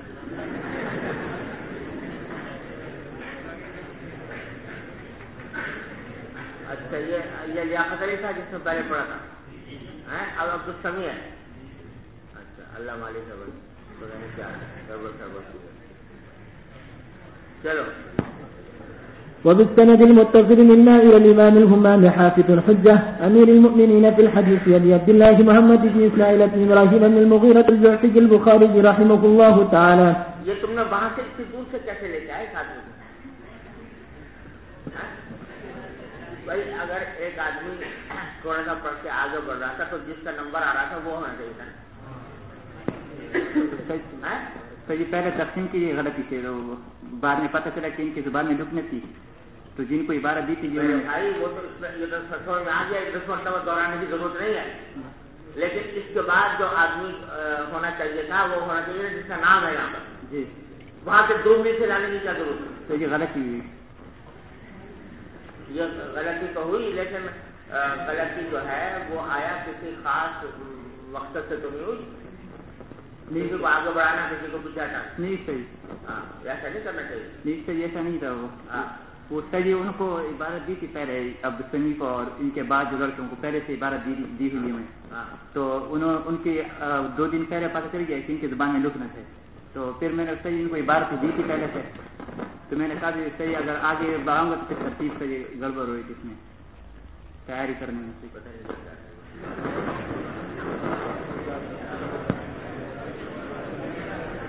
بھائی سیدھی سی بات یہ ہے کہ ایک آدمی کو عذر پیش آ گیا جو آگے نہیں بڑھ سکتا تو اس کی جگہ اگلا آدمی آ جائے. بات ختم ہو گئی. 3 منٹ سے دوسرے آدمی کو لانے کی کیا ہوتی ہے؟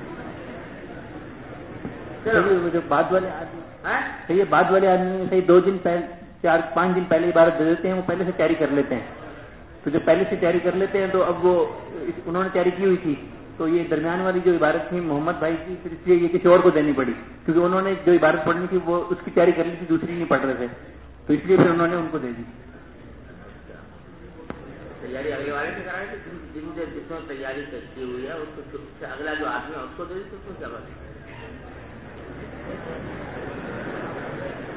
چلو وبالسند المتصل منا إلى الإمام الهمام حافظ حجة أمير المؤمنين في الحديث أبي عبد الله محمد بن إسماعيل بن إبراهيم بن المغيرة الجعفي البخاري رحمه الله تعالى ومتعنا بعلومه وقيوده وبركاته آمين.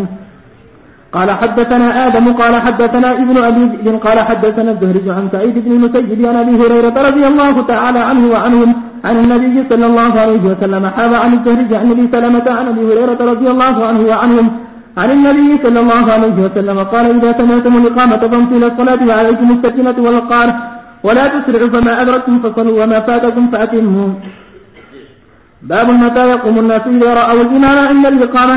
وبه قال حدثنا مسلم بن إبراهيم قال حدثنا هشام قال كتب إلي يحيى عن عبد الله بن أبي قتادة عن أبيه رضي الله عنه وعنهم قال رسول الله صلى الله عليه وسلم إذا أقيمت الصلاة فلا تقوموا حتى تروني. جب نماز کی اقامت ہو تو اس وقت تک کھڑے نہ ہو جب تک مجھے نہ دے. یعنی بعض رات ایسا ہوتا تھا کہ اس امید پر کہ نبی کریم صلی اللہ علیہ وسلم باہر تشریف لانے والے ہیں پہلے سے کھڑے ہو جاتے تھے. بعض اوقات نبی کریم صلی اللہ علیہ وسلم کو باہر تشریف لانے میں کچھ وقت لگتا تھا تو خواہ مخواہ کھڑے ہو کر مشقت اٹھاتے تھے. تو آپ نے فرمایا کہ جب تک مجھے نہ دیکھ لو اس وقت تک کھڑے رہو. اب یہاں جو مسئلہ امام بخاری نے چھیڑا ہے ترجمہ الباب میں وہ یہ ہے کہ مقتدیوں کو کب کھڑا ہونا چاہیے. سمجھے نا؟ جبکہ اقامت ہو گئی ہو یا ہو رہی ہو.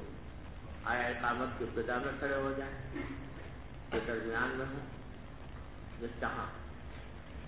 تو اس میں جو راجح قول ہے وہ یہ ہے کہ بہتر تو یہی ہے کہ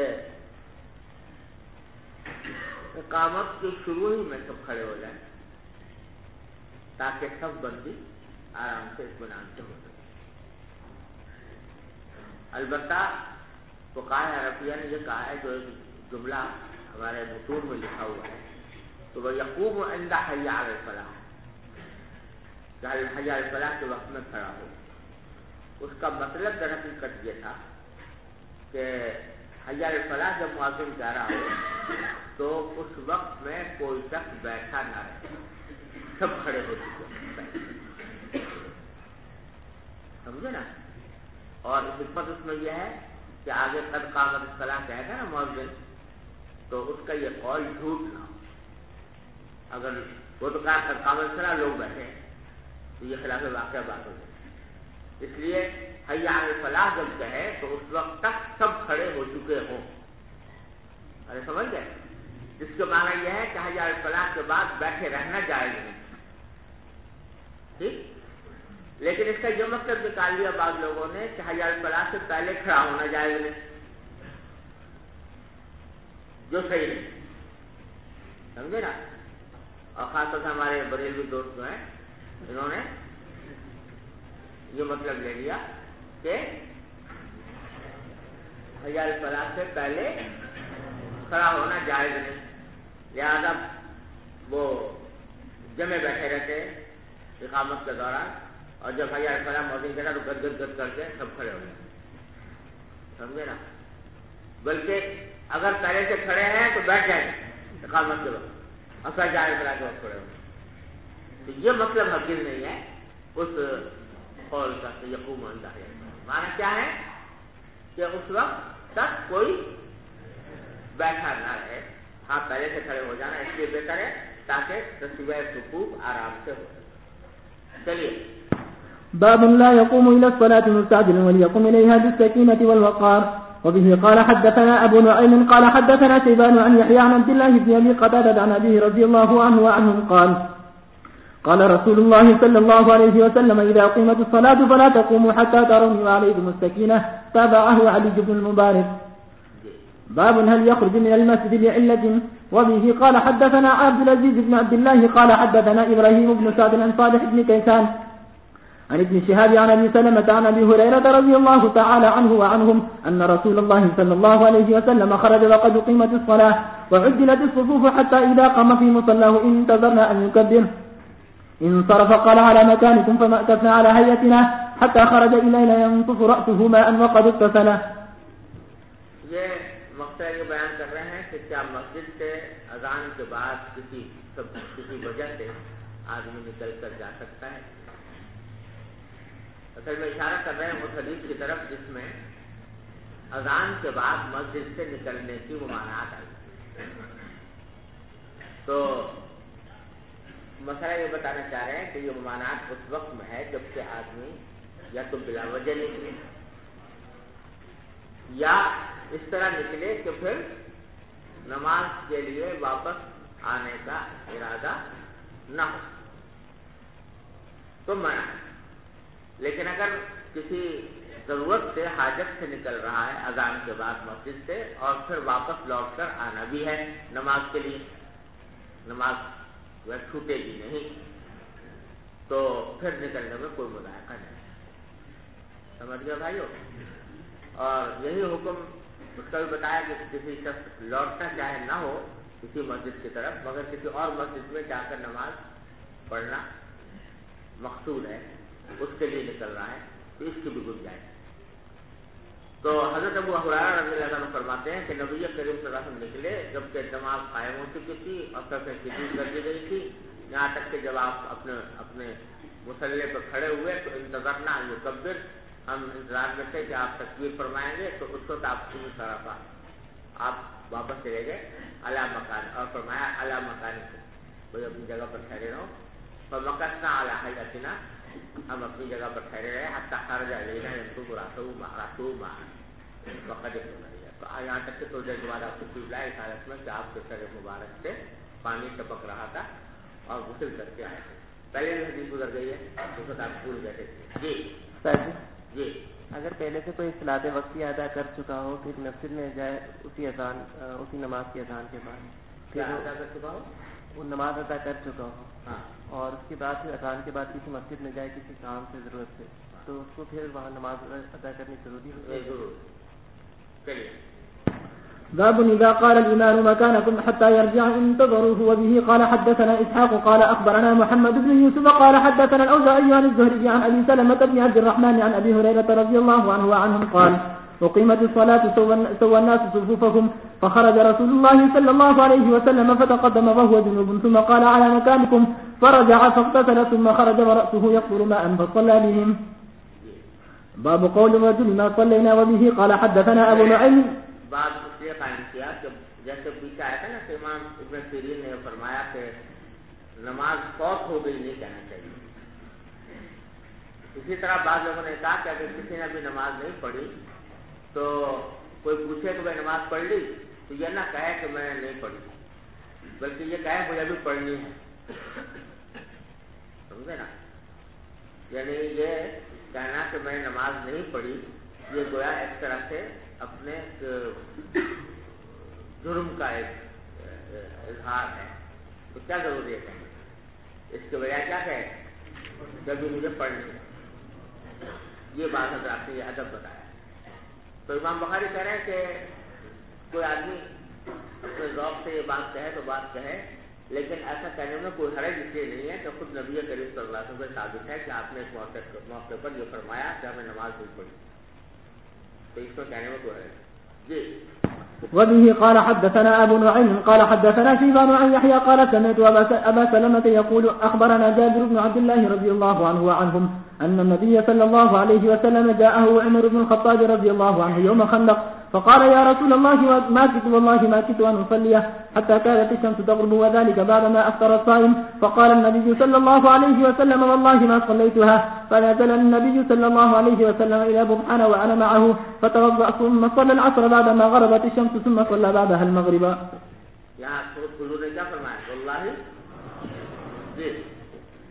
باب الإمام تعرض له الحاجة بعد الإقامة. وبه قال حدثنا أبو معمر عبد الله بن علي قال حدثنا عبد الوارث قال حدثنا عبد العزيز هو ابن صهيب عن أنس رضي الله عنه وعنهم قال أقيمت الصلاة والنبي صلى الله عليه وسلم ينادي رجلا في جانب المسجد فما قام إلى الصلاة حتى نام القوم. یہ اچانک فرماتے ہیں کہ ایک مرتبہ نماز کھڑی ہو گئی تھی, یعنی اقامت ہو گئی تھی, اور نبی کریم صلی اللہ علیہ وسلم کسی شخص سے سرگوشی فرما رہے تھے مسجد کے ایک گوشے میں. فما قام الی الصلاۃ, تو اقامت ہو چکی تھی مگر آپ سرگوشی فرماتے رہے کسی سے, پر نماز کے لیے کھڑے نہیں ہوئے حتی نام القوم, یہاں تک کہ لوگ سونے لگے کافی دیر لگ گئی. تو اس میں امام بخاری خطاب کر رہے ہیں کہ اگر اقامت کے بعد بھی کوئی ضرورت پیش آ جائے اور اس وقت میں امام اس ضرورت کے اندر مشغول ہو جائے اور اس کی وجہ سے نماز کھڑی کرنے میں کچھ تاخیر ہو, تو اس میں کوئی مذاکرہ نہیں ہے, کیونکہ نبی کریم صلی اللہ علیہ وسلم سے ایسا ثابت ہے. یہ کون صاحب تھے جن کے ساتھ آپ کچھ دیر تک باتیں کرتے رہے اور کیا باتیں کر رہے تھے. حافظ ابن حجر فرماتے ہیں کہ میں نے بہت تلاش کیا, مجھے نہیں ملا کون. اگر شاہ فرماتے ہیں میں بہت تلاش کیا تو الادب المفرد میں جا کر ایک روایت ملی مجھے, جس سے پتہ چلا کہ یہ کون سب کیا بات ہوئی.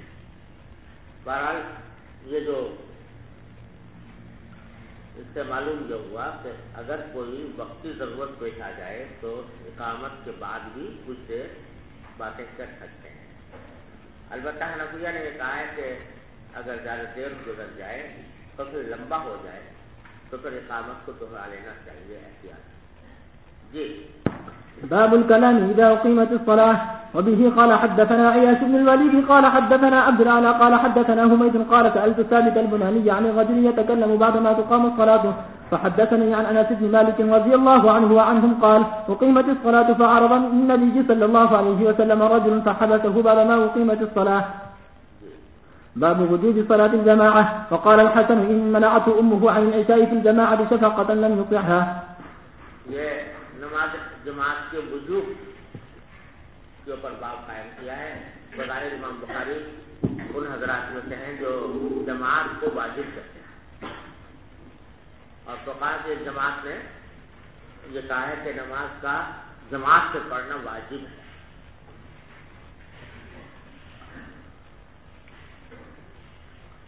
حنفیہ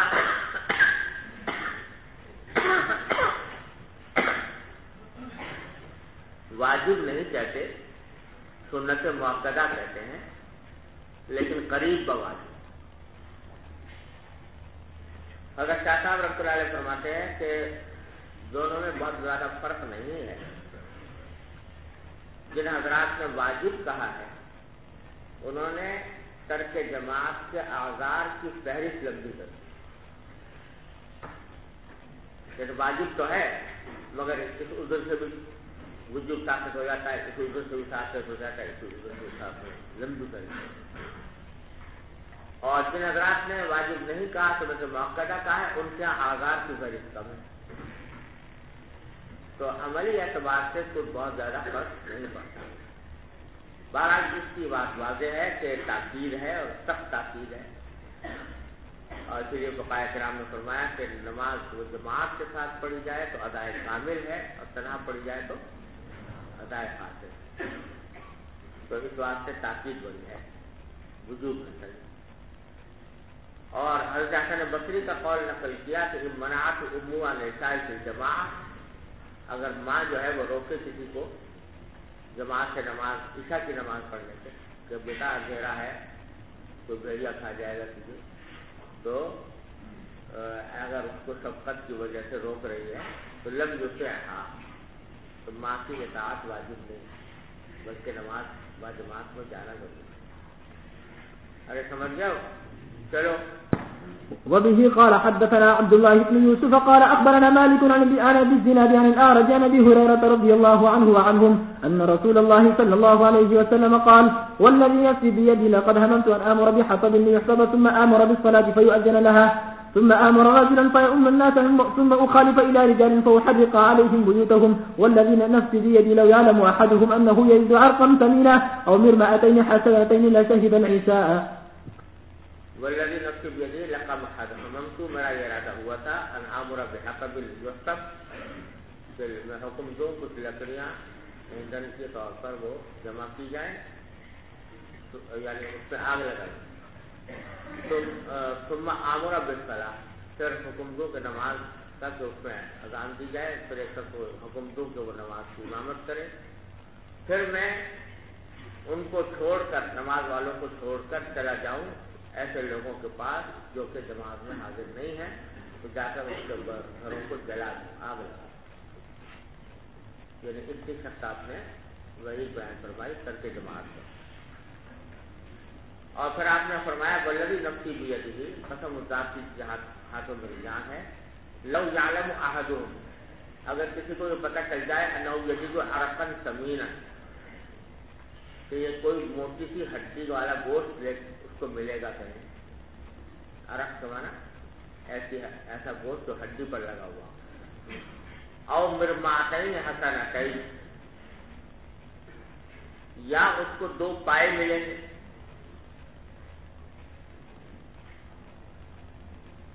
ارے سمجھو پائے یہ بکری کے پائے گزرتے، یعنی کسی کو بتائیں کہ عشاء کے بعد فلاں جگہ جانے سے ایک موٹی سی ہڈی مل جائے گی بوٹی اور یا 2 پائے مل جائیں گے تو لچائی در عشاء تو ضرور عشاء میں آئے، یعنی چھوٹی سی دنیاوی فائدے کے لیے بھی آدمی آنے کو تیار ہو جائے گا، اور افسوس ہے کہ نماز جیسی اہم چیز کے لیے اور اتنی بڑی فضیلت والی چیز کے لیے لوگ تیار ہیں۔ جی بسم الله الرحمن الرحيم باب فضل صلاة الجماعة وكان الأسود إذا فاتته الجماعة ذهب محمد نام ہے جی کیا نام ہے تمہارا بھائی؟ پیر محمد۔ چلو باب فضل صلاة الجماعة وكان الأسود إذا فاتته الجماعة ذهب إلى مسجد آخر وجاء أنس بن مالك إلى مسجد قد صلي فيه فأذن وأقام وصلى جماعة۔ یہ اس میں بیان کرنا مقصود ہے کہ چونکہ نماز با جماعت کی فضیلت ہے، لہذا اگر کسی شخص سے مسجد کی جماعت فوت ہو جائے تو بعد میں پھر اسی مسجد میں وہ دوسری نماز بھی جماعت بھی کر لیں تو کوئی حرج نہیں۔ امام بخاری کا مقصد یہ ہے، اور یہی قول امام احمد بن حنبل کا بھی ایک روایت ہے، لیکن امام ابو حنیفہ، امام مالک، امام شافعی رحمہ اللہ تینوں یہ کہتے ہیں کہ جماعت ثانیہ مکروہ ہے۔ البتہ چند حالتیں ہیں جن میں جماعت ثانیہ جائز ہوتی ہے۔ ایک تو یہ کہ کوئی مسجد طریق ہو، یعنی ایسی مسجد اور راستے میں بنی ہے، امام مؤذن اس کا مقرر نہیں ہے، لوگ آتے ہیں جماعت کرتے ہیں چلے جاتے ہیں، تو وہاں پر کتنی بھی جماعتیں ہو جائیں ٹھیک ہے، ارے سمجھو، لیکن مسجد حی جو کسی محلے کی مسجد ہوتی ہے اس میں جماعت ثانیہ جائز۔ دوسری بات یہ ہے کہ جماعت ثانیہ کی کراہت اس صورت میں ہے جبکہ تداعی ہو، یعنی ایک دوسرے کو بلا کے آؤ بھائی جماعت کریں، اور فقہاء نے اس کی حد یہ مقرر کی ہے کہ 3 آدمی ہوں امام کے علاوہ تو اس حد تک گنجائش ہے، اس سے زیادہ گنجائش، سمجھے نا۔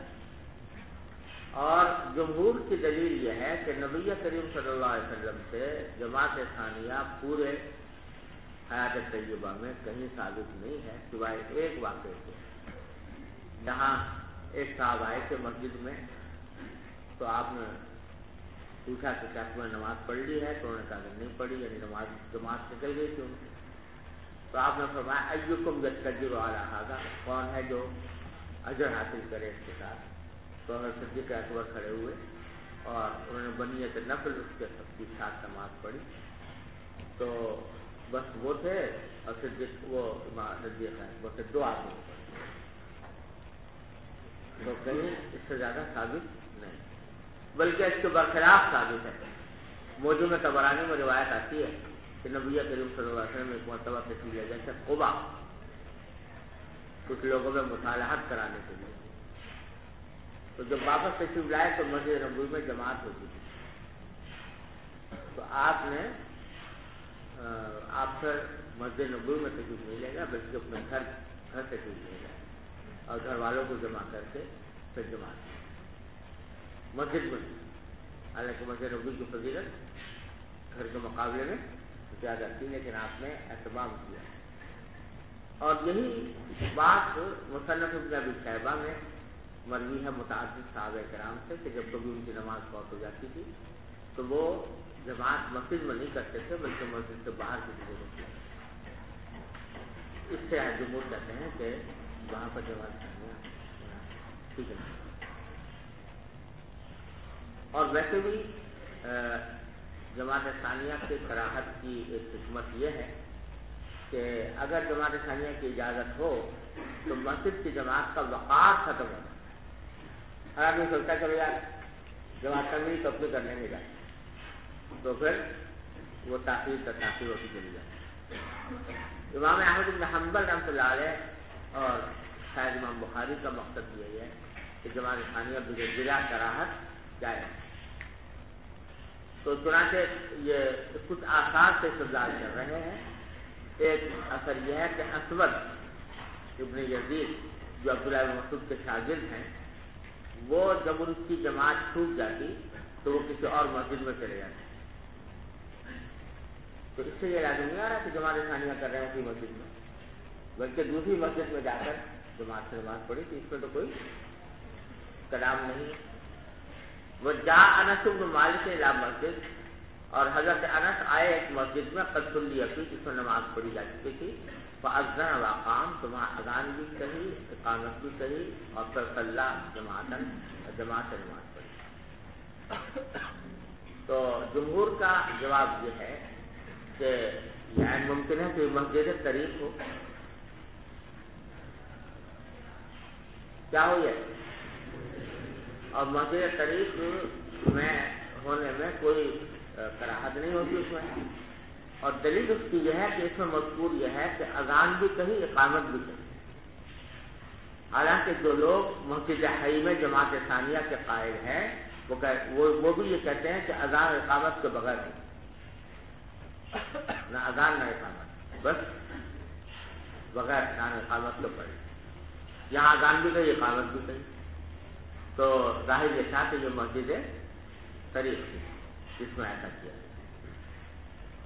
اور اگر نہ بھی ہو تو اچانک کا یہ اپنا اجتہاد عمل ہے، اور جمہور کا استدلال جو ہے وہ نبی کریم صلی اللہ علیہ وسلم سے عمل سے ہے، جو معجم طبرانی کے حوالے سے میں نے ابھی بیان کیا.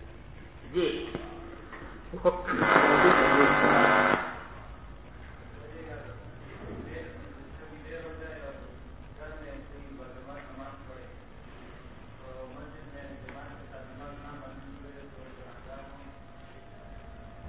جماعت کی فضیلت تو انشاءاللہ حاصل ہو جائے گی، لیکن مسجد کی فضیلت حاصل نہیں ہوگی. یہ تبلیغ جماعت کی جماعت بسا اوقات کسی مسجد میں جاتی ہے اور وہاں نماز ہو چکی ہوتی ہے تو اس کو اور عموماً 10-15 آدمی ہوتے ہیں اس میں، تو ان کو دوبارہ وہیں جماعت کرنی چاہیے یا انفراداً پڑھنی چاہیے؟ تو تبلیغ جماعت کے لیے کوئی الگ آتا ہے؟ وہ عموماً پڑھتے ہیں وہ، اور کہتے ہیں اگر جگہ کو تبدیل کر دیا جائے، امام دوسری جگہ پر کھڑا ہو تو پھر اس میں کوئی حرج نہیں. یہ سوال، جی مسجد کو آباد کرنا تو واجب ہے. اگر جماعت کی نماز چھوٹ جائے اور بندہ گھر میں نماز پڑھ لے جماعت کے ساتھ، تو اس اعتبار سے تو وہ گناہگار ہوگا کہ اس نے ایک واجب کام کو چھوڑ دی، یعنی مسجد کو آباد کرنا.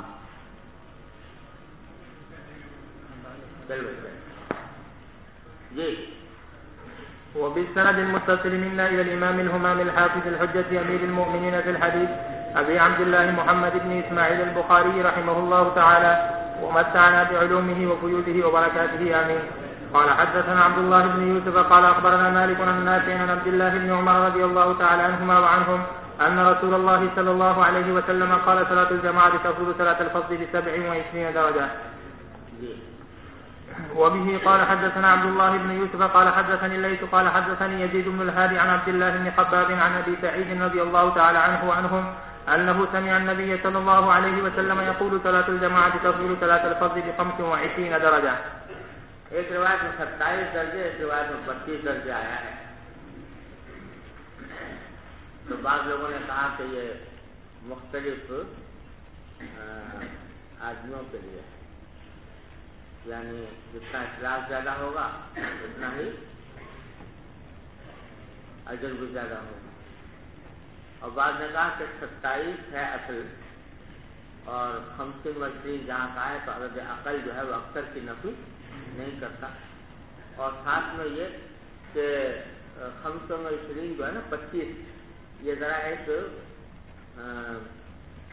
جسے آج کل جس طرح میں کہتے ہیں راؤنڈ فگر ہے، یعنی ایسا ہے کہ جو معروف ہنسا ہے. تو اہل عرب کے ہاں یہ قاعدہ تھا کہ کبھی کبھی وہ کسر کو حذف کر دیتے. تو 25 کے بعد 27 جو ہے وہ کسر ہے، تو اس کسر کو حذف کر کے 25 کر دیا ہے. واللہ اعلم.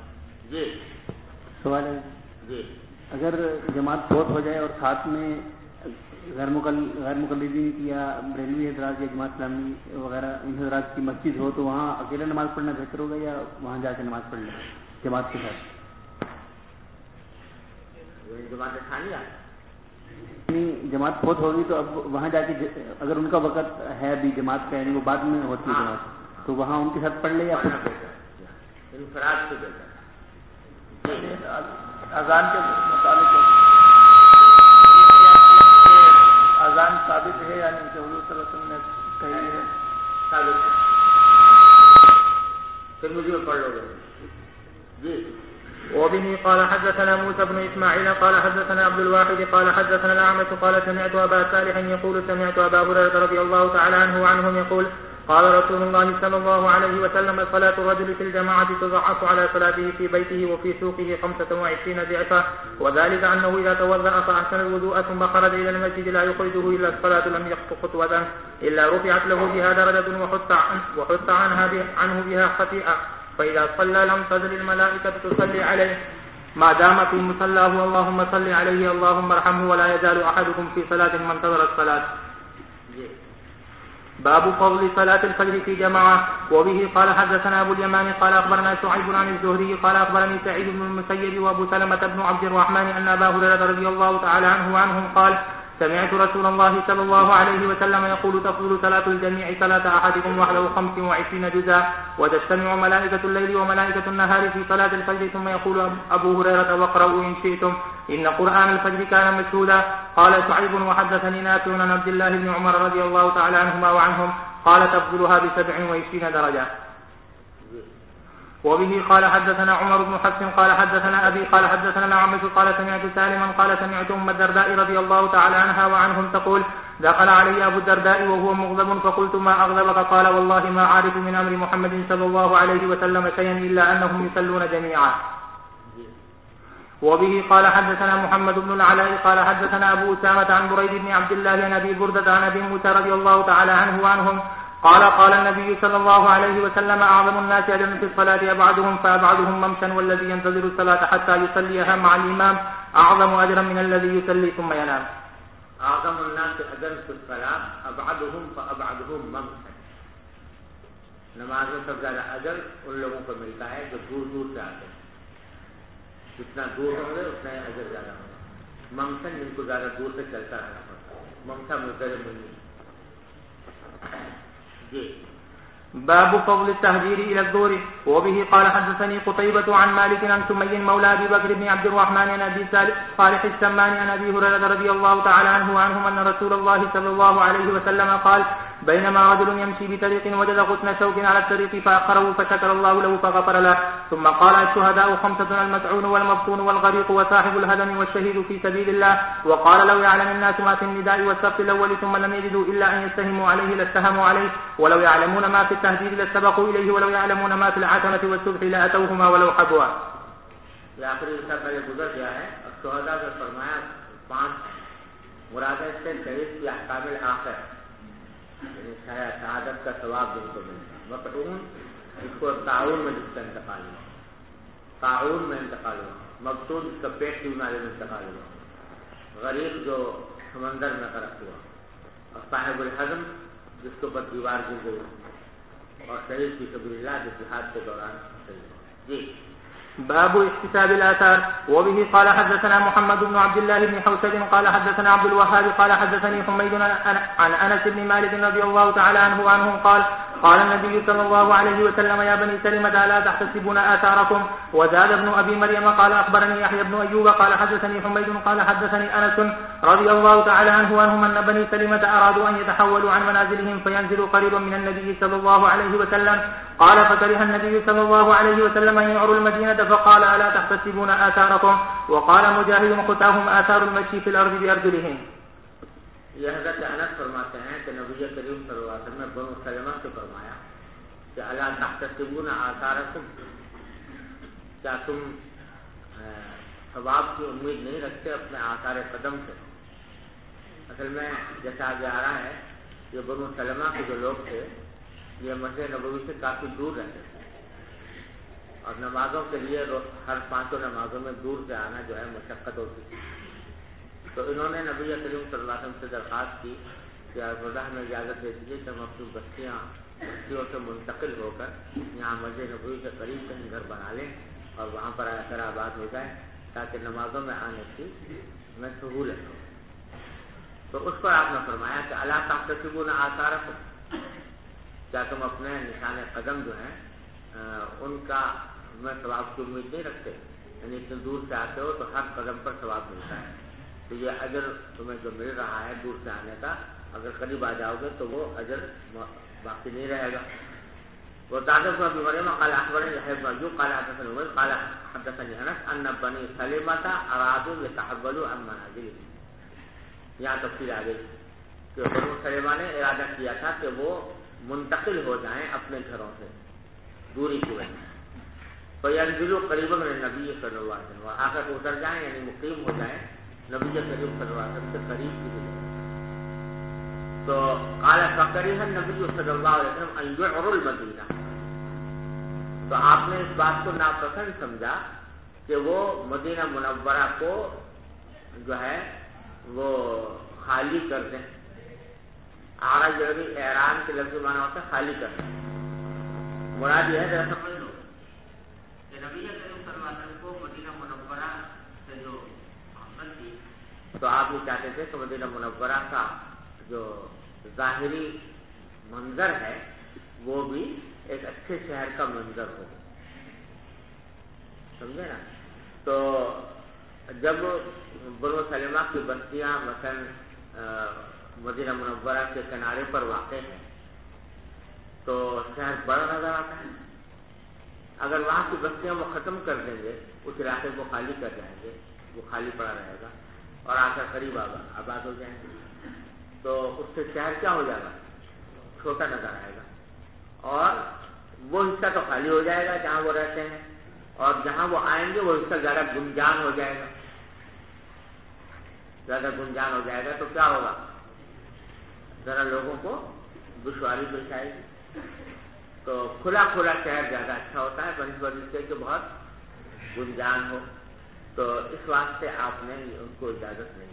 فکرہ نبی صلی اللہ علیہ وسلم ان يعروا المدینہ، انہوں نے اس بات کو ناپسند کیا حضور صلی اللہ علیہ وسلم نے کہ وہ چھوڑ کر خالی چھوڑ کر آ جائیں مدینہ۔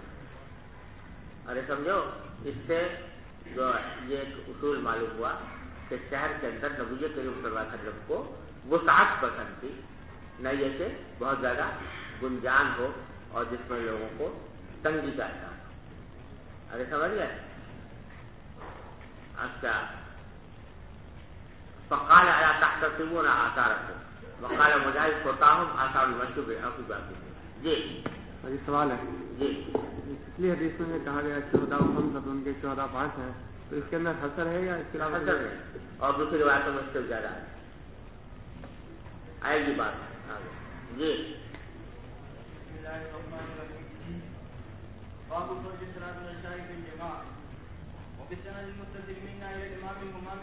کیا نام ہے ابھی تمہارا؟ اچھا جی،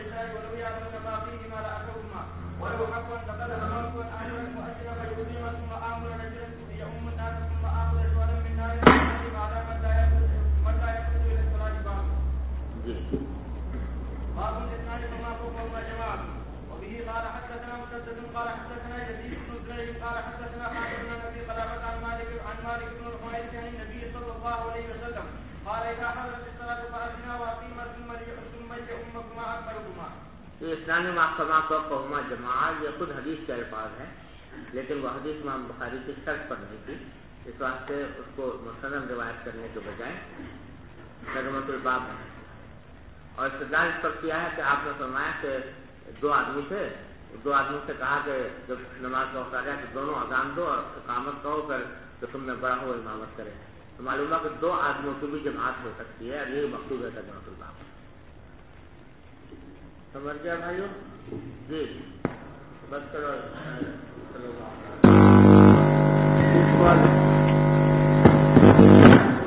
جی بعض حضرات یہ قد قامت صلاح پر تکبیر تحریمہ باندھتے ہیں اور بعض یعنی اقامت پورے ہونے کے بعد، تو اس میں افضل طریقہ کون سا ہے؟